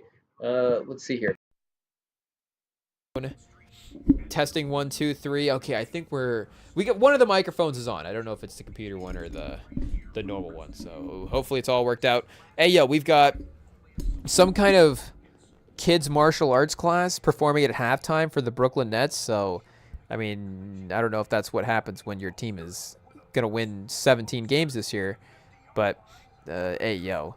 it is what it is. That's looking about as tough as, maybe some of the Igor Denim draft picks. But I guess, hey, I forgot we even had the multi-view on. That's why our battery's drained and our phone is on fire right now, because it was trying to play a multi-view and it wasn't working. Okay, Spurs, Suns, getting close there. But yeah, Philly has taken a near 20-point lead at the half. In chat, the LaMelo-less Hornets are up 30 almost. I guess, 48-71 over the Jazz at halftime. So a Hawks versus the Cavs, 52-50. Raptors versus Grizzlies, 47-53. The Raptors up in that one. So here, let's go stat check this Hawks or this is Hornets game real quick and see what's happening. Again, no Brandon Miller is also a bummer too, because we want to see, we like everybody at the top of that draft. Wemby, of course, but Scoot and Brandon Miller as well. It's just we haven't even really got to see them in the ways that we would like. Brandon Miller definitely maybe, a little bit more valuable minutes at this point. And Scoot, I know, is maybe missed some time for a different reason, but he's also had his injuries as well too. So, LaMelo Ball Ewing theory. Probably not a new thing here. Knuppel running the team, chat. That's a scary, scary sign. Even though Sion James, shout out. Again, Jazz, I don't know if it's the, playoff level competition, but a very good, obviously, role player, quote unquote, there for that Duke team with, speaking of Knuppel, maybe the chemistry is part of the reason that he's been able to have success. 3 for 5 from 3. Knuppel setting him up probably. 2 assists for Knuppel early on. 4 rebounds, though. You see the stat line there. But, yeah, again, he's kind of the 5th guy in that lineup. Even Proctor would have been a guy that we ourselves probably would have drafted on an NBA team before Sion. But I would have had, him as, did we check the tape? Did we say if he was like a first-round guy or not? Because he was defense, 3-point shooting, and you're like, okay, there is an NBA thing that he is doing on this Duke team. And I know comparatively, this Duke team is about as good of a situation that you're going to be in as a role guy compared to maybe where you're going to be in the NBA. But it's still not like he's not going to be doing those things in the NBA as well, too. So I think, and Malawach as well was also on that team. Shout out. So, again, he's still probably the 5th guy NBA-wise on that team. But him being a productive NBA player, totally not surprising in our books there. Trey Mann, Connaughton off the bench, I guess. Trey Mann with a good 3-point shooting day as well too. So Trey Mann does have a sneaky, if anybody's cooking, of course you can have a good day, but Trey Mann does have that sneaky can make up for LaMelo Ball in the scoring aspect. He'll give you maybe, I guess he's got 10 in the first half. So if he was like 18, 21 for this game, he can be in that range for the day. I know LaMelo can hover, LaMelo could be 27 or whatever for a game, but he can heat check off the bench in a couple minutes and make up some of that offense. Like, he might not necessarily get the same run, if LaMelo is playing, because now Colin Sexton and Knuppel and all these guys' minutes, they start getting divided up a little bit differently. So Gino to Trey Tucker, moving right down the field. 25, Gino chat. Gino's back. Let's go.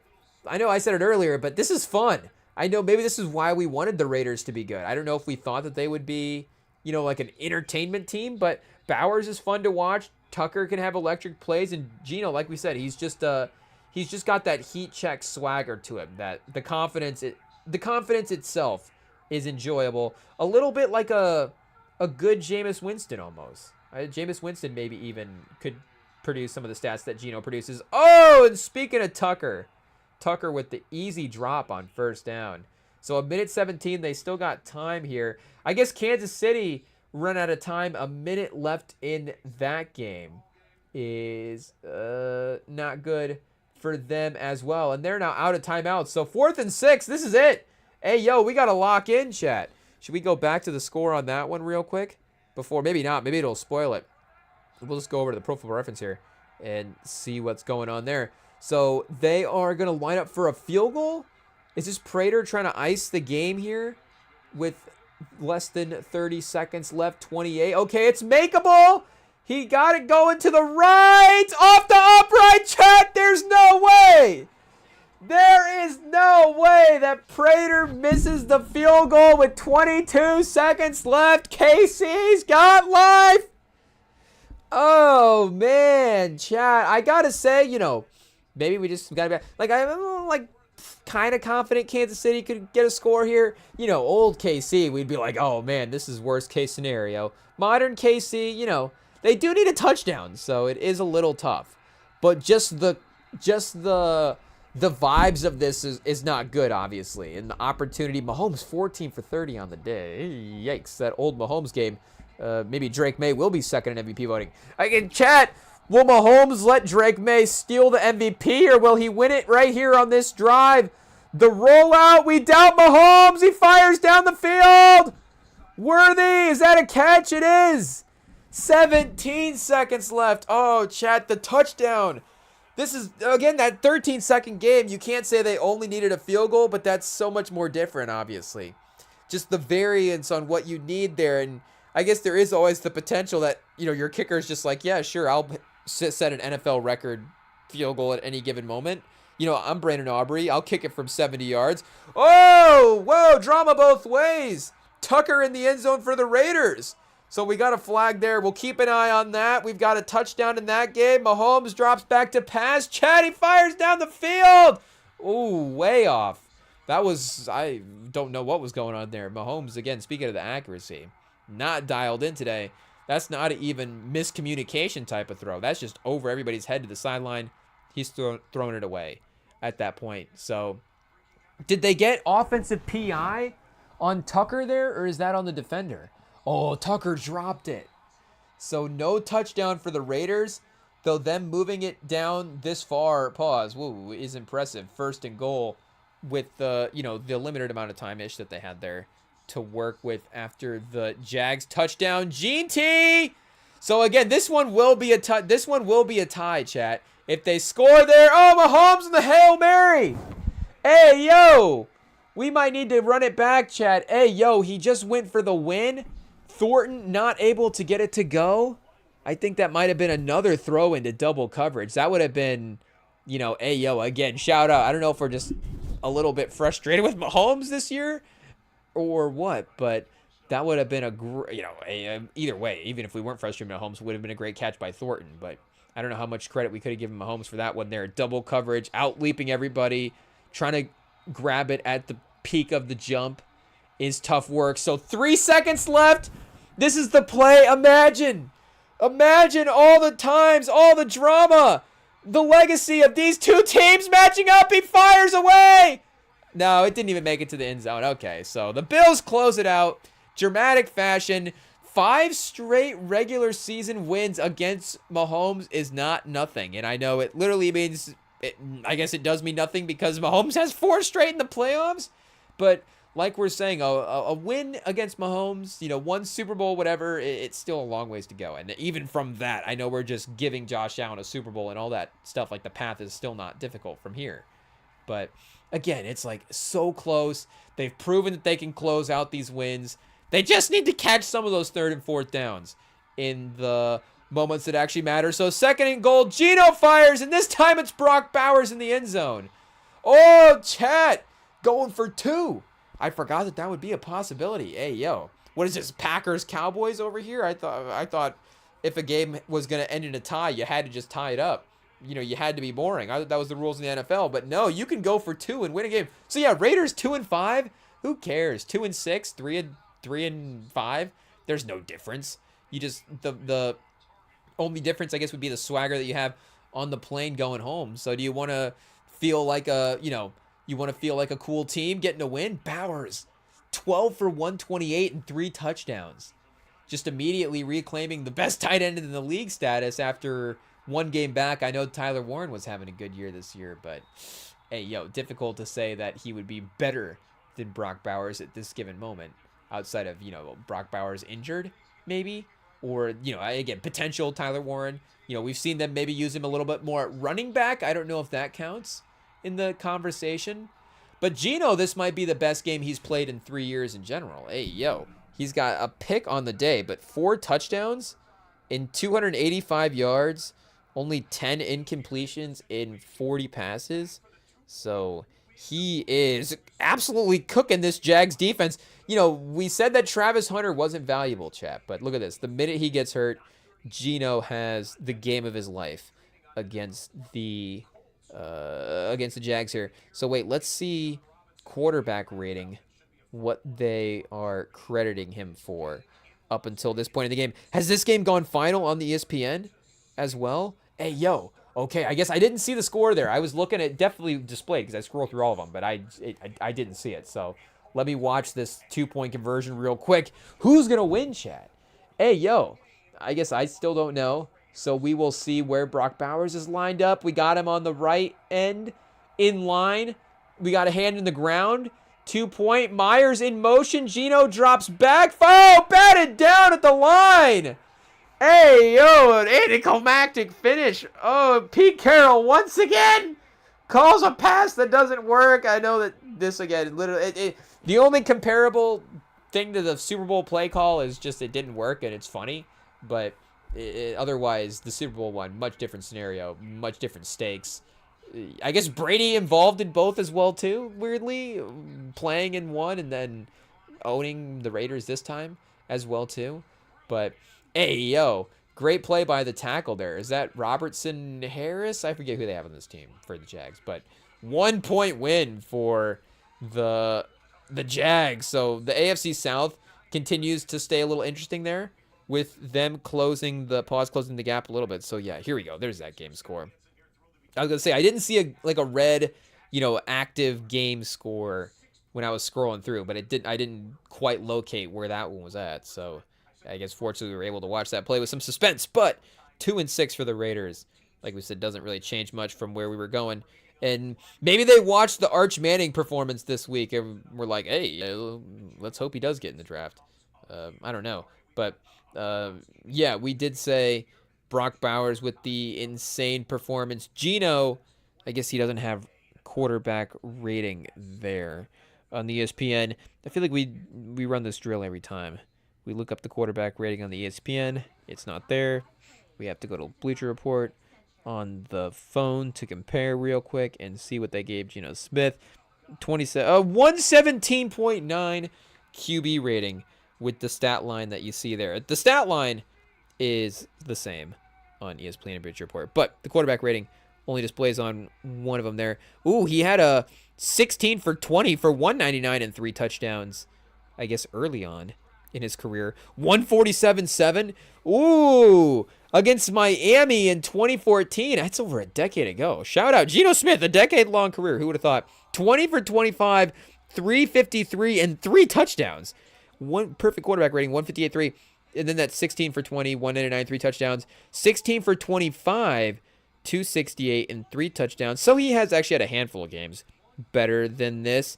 This would be, I guess, barely the 10th best game of his career at literally number 10. But that's in terms of the rating. I think these under 200 passing performances, yeah, this one here, he's 4 for 8 for 95 and a touchdown. So that one doesn't count. And these ones, not that they don't count, I just don't know if they get more on the impressive scale. Maybe the opponents, if we really dig into all the performances.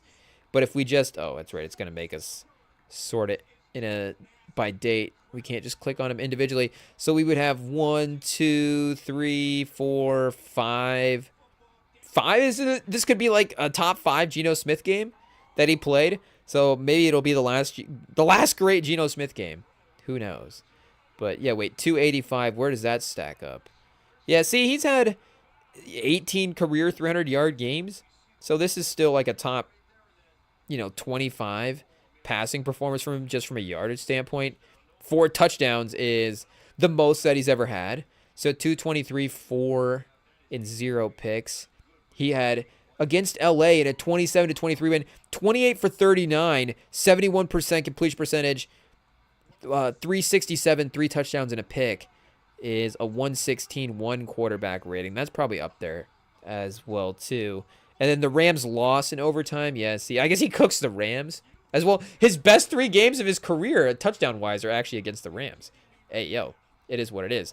But that one could be the best as well. I guess, again, a game against the Jags, you're probably not going to remember forever. But impressive stuff. Fun to see him play well again. And maybe you feel a little bit better. I don't know about the decisions that you made overall, because in some ways you're like, well, I guess if we lose a bunch of games, is that better than them being a mid team that loses in the first round of the playoffs? I don't know. They were wanting to be that, I guess, which is why they wanted to go a little bit more of a veteran route than trend younger and try to rebuild that way. But if you're like, okay, at least we're forced to build through the draft, forced to get a couple of foundational pieces in a different, and accumulate talent that way instead of trying to win now, per se, then maybe that's a good unintended consequence of having a lot of losses, obviously, that unintentional tanking. But again, if you have no quarterback at the top of the draft, it gets interesting. But to pair somebody, and the fact that G&T maybe is not in the running back, we see with the Saquon thing, of course, the way that the blue chip running back talent can impact these rosters as well. You have to maybe have a couple of different pieces in place to help elevate that talent. So if they are able to invest in that, then that could help as well. But again, because you get that kind of a pick in the first round in the draft this year, it would be fun to have another blue chip type of talent next to Crosby, next to Bowers, and just continue to, build out those foundational pieces that way. Like we were saying, Herbert against the Titans today was, had some good moments. Again, Joe Alt went down with an injury, so I don't even know if there's enough people that literally play offensive line at this point. They might have to go change the rules and go let somebody go from college early to go play for the Chargers. Like Harbaugh calls Michigan back up and he's like, hey, can I just borrow one of the offensive linemen for now? Because we're literally running out of the people. Maybe CFL? I don't know. They have to start going other avenues because it's getting bad. The Joe Alt one is tough. And then, of course, there's the Joe Alt, Herbert friendship storylines that have been emerged. Joe Alt, really one of the great pop culture third wheels. I don't know if we really have had a ton of those guys as well, too. I was trying to think about this beforehand because, like Kelsey and who's Kelsey with Chad? Kelsey and Taylor Swift, they don't really have like a third wheel. They're seen, of course, with Mahomes, and she's in the box with a bunch of the people in the Chiefs circle there. But again, like Mahomes and, that's a couple there. That's a family. So you wouldn't say it's necessarily a third wheel. And I'm trying to, I guess I didn't have necessarily the recall knowledge of all the celebrity relationships to know who's a third wheel. And again, I'm not saying a friend that's just maybe a third wheel for actually a third wheel. Cause I don't know if, again, with all due respect to Alt, maybe he does have a nice little low-key relationship that he's keeping all, private and stuff, just, being a kind of quiet guy. But he is also being seen out in public and, trying to be in these spots, with Herbert as well, too. So I don't know. It's like, Herbert trying to wingman for Alt. At times, Alt's probably wingman. He's probably helping Herbert out as well, too. Hey, yo. But the injury there was definitely devastating, positionally pause and because of the vibes as well, too. I don't know if that's like an injury, like a season-ending thing, but regardless, any injury stuff to the offensive line there is brutal. And, he had a pick as well in this game. I didn't see every play for this one, and they were even losing. Yeah, in the first quarter, they were losing. So there was like, wait a second, what's happening with Harbaugh here all of a sudden? Now you're 6-3. And, not looking too crazy, but 5-4, and a loss to the Titans, you're like, whoa, that's almost, getting close to like a real look at what's going on type loss. But that does speak to where the Chargers were at, that again, they were in that kind of situation. Obviously, with the way the Chiefs have been playing this year, if they had that type of game as well, too, against the Titans, then we'd be questioning it. But they would also, again, the sustainability of that infrastructure, we would just question sort of more the in the moment stuff of it than the greater, like, what is going on here organizationally. Like, if you actually end up losing this type of game to the Titans, even again, winning record 5-4, it is a type of, you start to question organizationally, even, with the injuries, with the unfortunate stuff, you would at least start to raise an eyebrow, I think, about what starts to happen. And I'm not calling out Harbaugh to be like, Harbaugh, what's going to happen? What's the future there for Harbaugh? Oh, there's that interception. Yeah, it was a pick six as well early in the game. hey, yo, was that Herbert's first pass? So I guess after that, he was cooking. And the touchdown, I think it was the second touchdown he threw to Johnson in the back corner of the end zone was just a dime. And it was on a line right over the top. Oh, chat. The Drake May touchdown to Douglas. Drake May's up there as well, too, with best just throwers in the league right now. Just the visual of his passes are pretty great to watch. Little McCarthy fade there is not bad as well. But yeah, again, much more different vibes from how this game ended from where we were at in that first quarter. That was definitely one of the biggest. Again, with the second halves, with the way some of these games played out, it's like maybe we don't remember exactly where we were at. But again, it's like Broncos. It's, are we trading Bo Nix? The Chargers, are we firing Jim Harbaugh? Daniel Jones recovered maybe slightly, but it's like, oh man, is Daniel Jones back to normal there for a second? What's happening all around the league? But yeah, they did even out to a normal result there. And we haven't even mentioned our guy Bryce Young yet.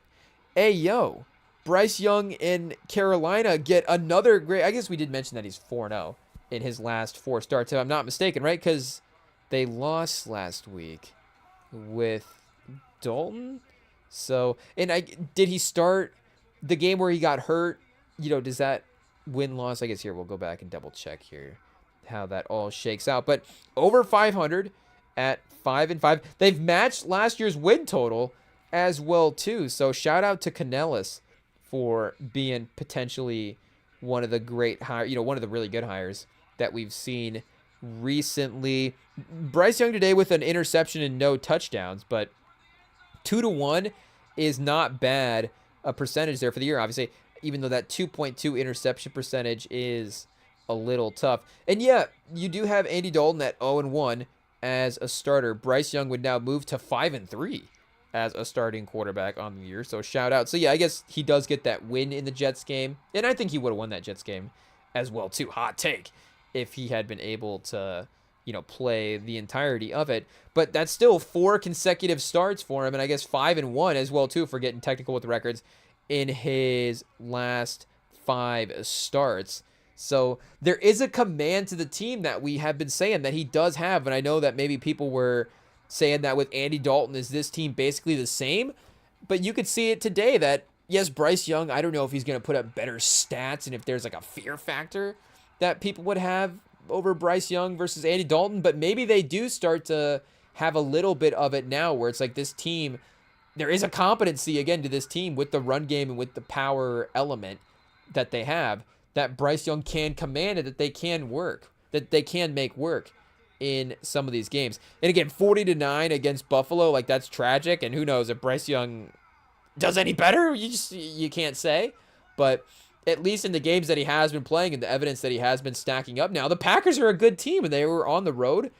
Big favorite, like Packers kind of healthy. I guess was Parsons healthy today? We'll have to double check on that one. But hey, yo.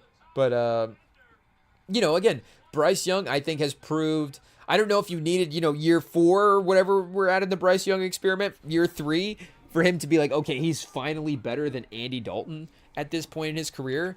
But it's like, okay, Bryce Young is a starting level quarterback and he's getting these wins. And Andy Dalton, I don't know if they win this game against Green Bay if Andy Dalton is the starter. But, and again, that's not even necessarily looking at Bryce Young's stat line. That's just playing the results that we have, that we've seen over the last couple of weeks. But we still got to give him credit for being the guy that is captaining this team to these wins. So shout out for at least the upset of the day there, because yeah, Pittsburgh, record-wise maybe a little bit, but not too crazy. This was, and that's just probably too much on the line as well too. 11.5, like that's no disrespect. That's no respect, we should say. The Rodney Dangerfield for the Panthers there, who were, he's still a 500 team. Like Bryce Young was still a 500 quarterback going into this game, regardless if you thought if he was going to win it or not on the road. Like 7.5, maybe? I don't know. You just think injured Bryce Young. Maybe they were expecting Andy Dalton.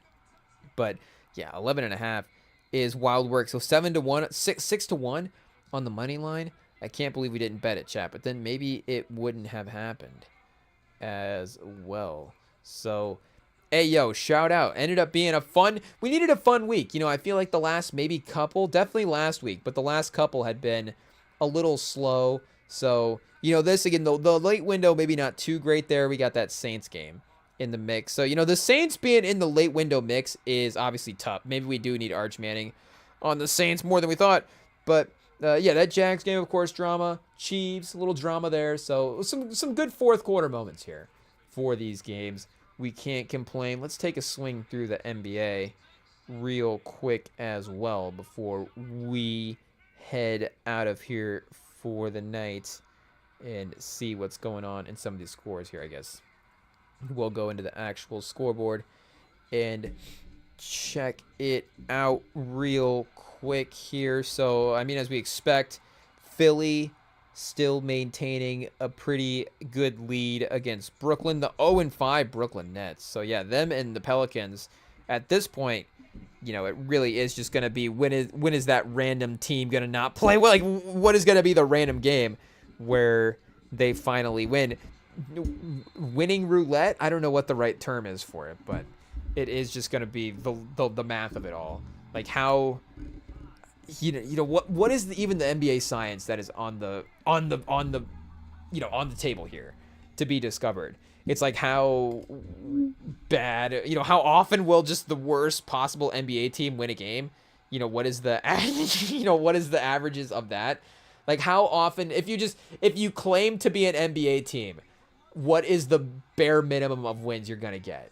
See, like, it's not quite phrased quite right for a sciencey thing, but I think there is, something that's going to happen there where it's like, okay, we're really going to test the limits of, stumbling into a win, of schedule loss, of, those type of phrases are going to be like, okay, prime example is going to be when the Brooklyn Nets get a win this year.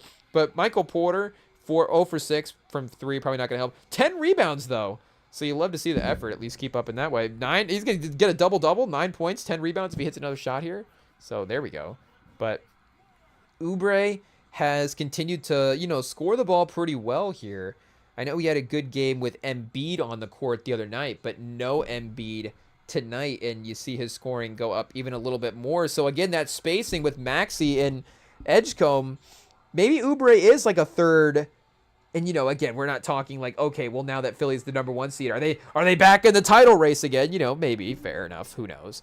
But also, are they back to just, okay, maybe they're going to be in the playoffs, so how do we gear up to be as, ready for that as possible?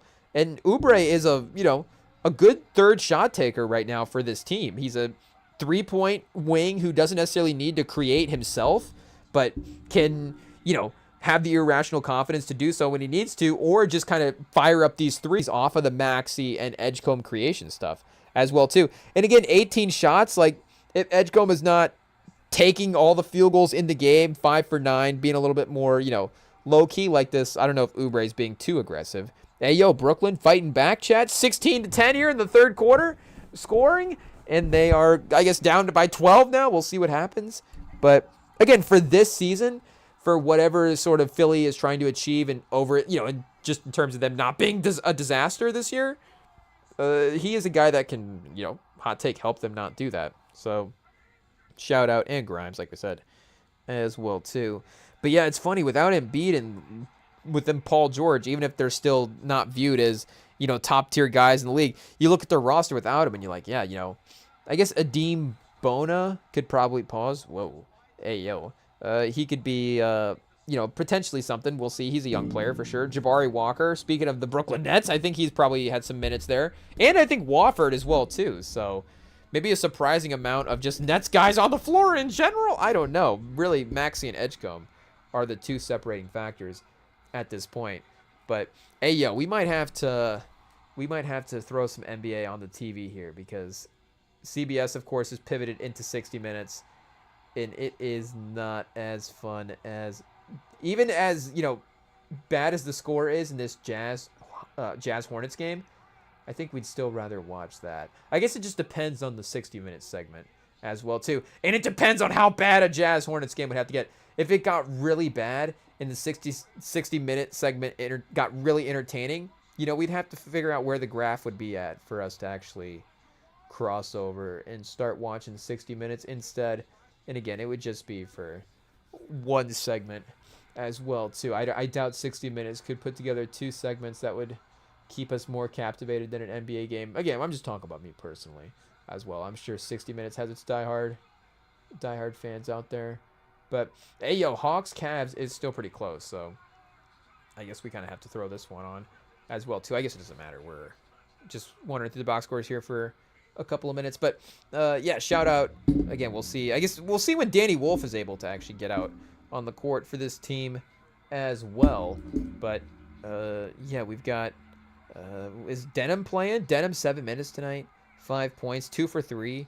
So, now, but Denham has, and I know they took him really early as well, too. I don't know if we have to go back and relitigate all that stuff, but he hasn't been a disaster. And, you know, again, like you have 4, I think, first-round picks. So the expectations of that's like, whoa, are they going to miss on all of them? Who knows? But maybe, like, you know, we talk about the draft in this way as well, too, where we're like, well, it's playing the odds. So sometimes you want more shots. And I guess, you know, there is that, the fact they took like 4 of the same players, and it's just funny that way. But also it's like, okay, maybe if one of them is good, there is a version of that is also good for the team as well too. Yeah, maybe you don't build the OKC level championship team right away with the Chet Jalen Williams draft. But Igor Denham seems like he could be a rotation player. And I guess, you know, that's one guy on a you know, a tough sort of Brooklyn Nets roster here. But yeah, you know, again, you know what the team is going to be. So you are just looking for those sort of bright spots, and the guys that you need to keep around long term as the, you know, foundational pieces of building a good team when you get the better star level players in the mix. And, you know, once they really commit to maybe, hey, there's a couple guys that we trade here and, you know, really, you know, even go more all in on just the reset of talent. You know, they're already all in on the losing, so it's just more so on which guys you're going to lose with at this point. You going to trade them and lose with other ones, or, you know, you want to lose with the guys that you have now? Maybe if you trade them, you lose with different players, but you also have an additional pick as well too. Would of course be the mindset there. But again, just looking at names, Drake Powell. So yeah, Drake Powell would be in the Drake name, but not probably quite for Drake, the artist, as well. So yeah, there was definitely something with the names there right before. Because again, he wouldn't have been, you know, he's not same age as these guys as well, too. Ayo. So there was like a little resurgence, I guess, for the name at some point there. But yeah, I guess we do like Zaire Williams. We do like, you know, like we're saying, Igor Denham is something. I don't know if he's a starter yet or if he's just a rotation guy in general. But he's a rotation guy at some degree right now. And then, you know, Claxton we like as well, too. We also like Cam Thomas, but maybe, you know, we understand what's going on there. But those are, at least Zaire Williams and Igor Denham are 2 guys that you'd want to have. You know, Clowney as well, too. You know, there's barely something there. So we'll just, you know, see how bad it gets. 75-88. Uh-oh, Chet. Here we go. Brooklyn, their first win of the season. Look out, Philly. I think they just had that game where they stormed back against Boston and almost won. So maybe Brooklyn stormed back and actually gets the win this time on them as well too. But hey, yo, one more check here of the Hornets game. How many points is Knuppel up to before we take off? Bridges with 25. The Nipster, chat, the Nip Slip himself. I don't know what the, you know, DMS Con Knuppel's best nickname at the Rimsand Pod on Instagram. 19 through, again, 3 quarters.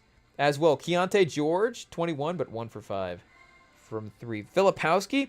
Ooh, Filipowski versus Kalkbrenner. That's a fun matchup, chat. Hey, yo.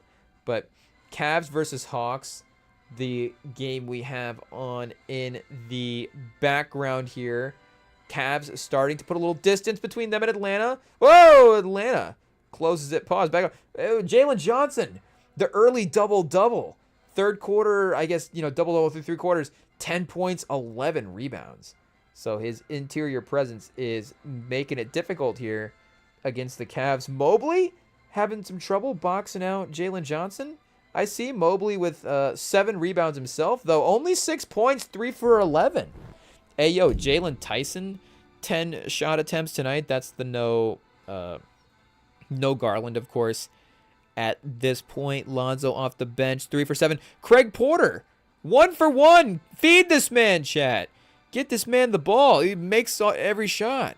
Hey, yo, he's minus 10 for the game. We'll ignore that. That's for sure. But Porzingis 11.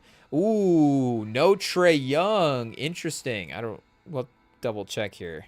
See what the timeline is for that. Is this a timeline thing? Or is this just for this game? Oh!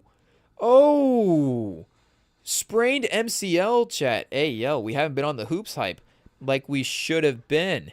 Hey, yo. So this is interesting. Again, the Cavs team is not the same Cavs team comparatively last year, just in terms of what this Hawks team would be able to accomplish with a win against them. I guess the Cavs themselves are 500 like Atlanta.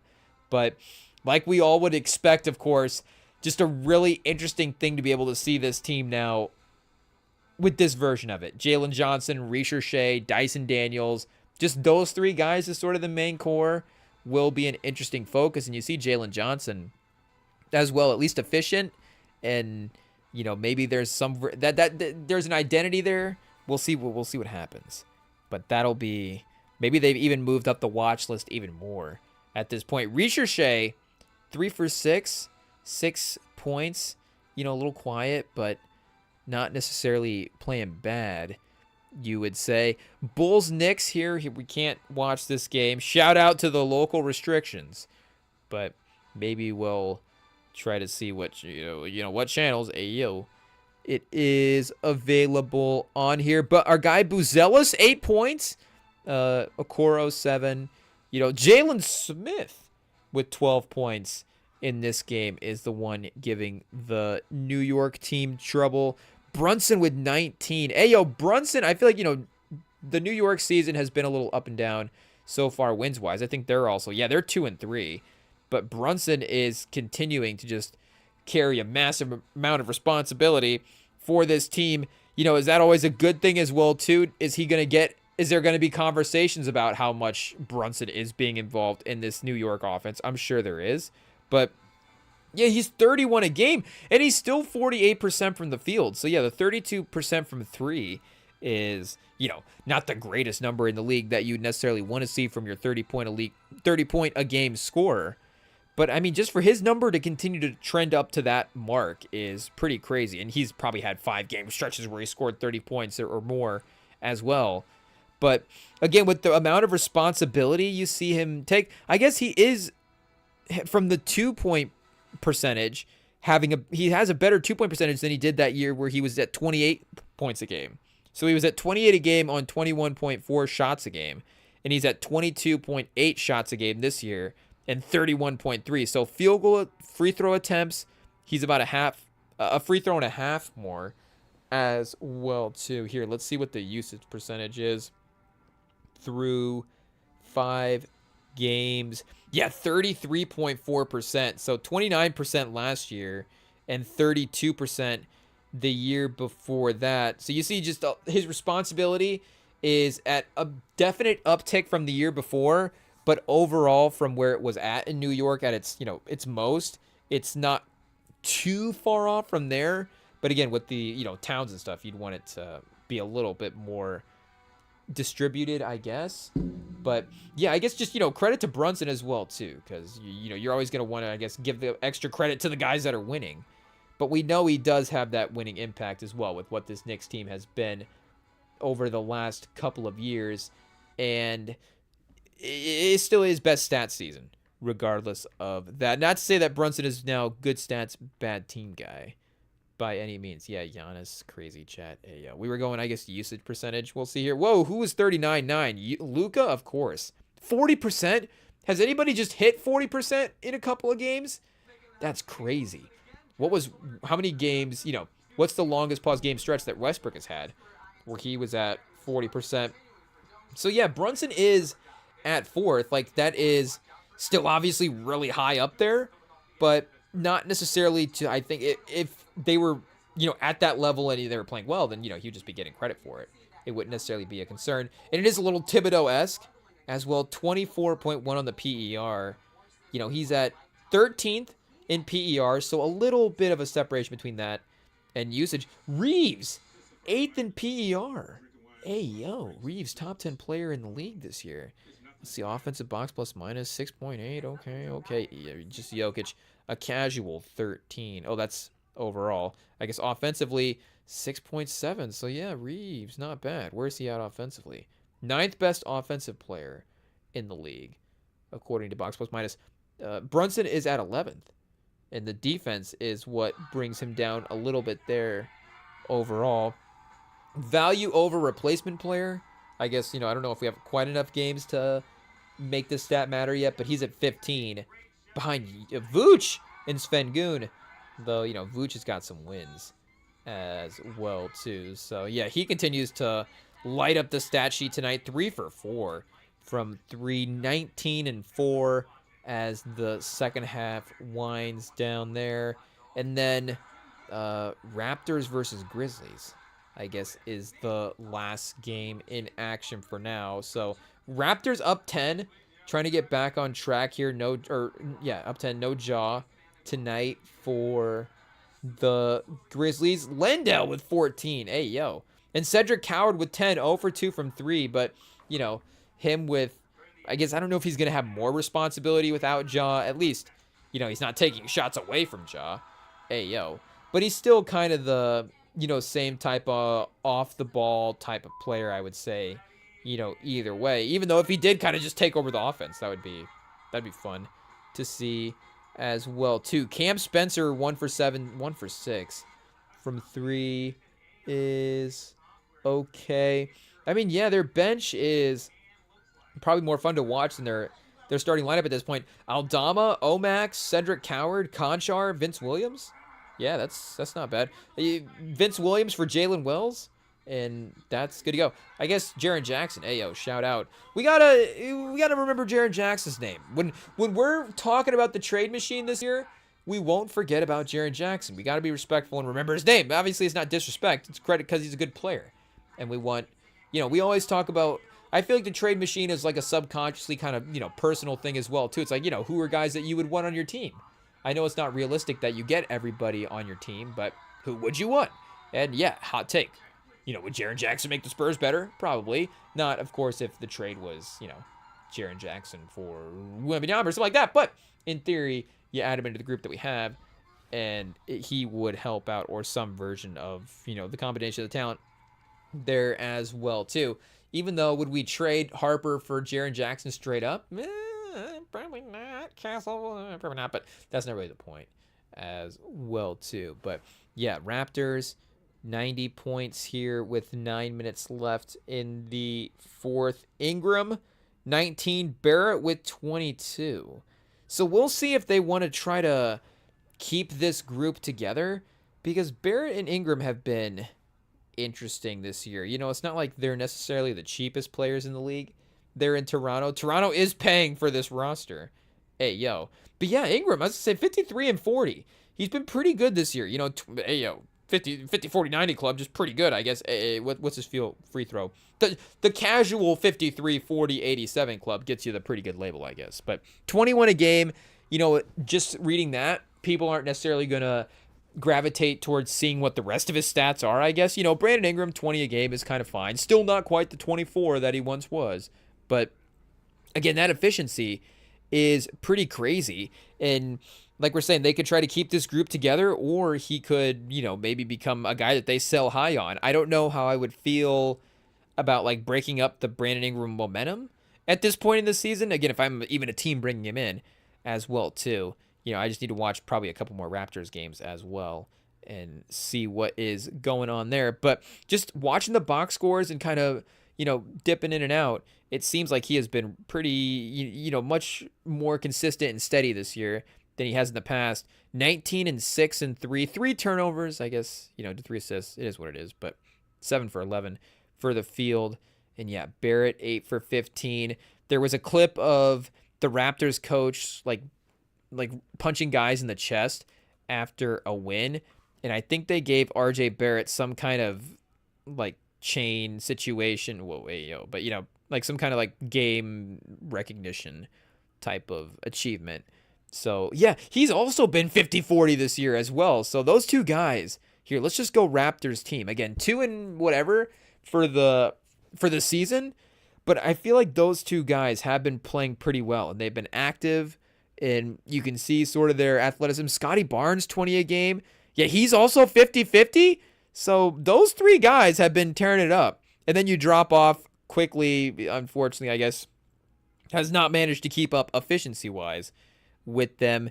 And let's see here. Defensively, I'm guessing maybe not matching that performance as well. They are, they're 10th in points per game at 120, but they are 26 in points against, giving up 123. So not math in there in terms of getting a win.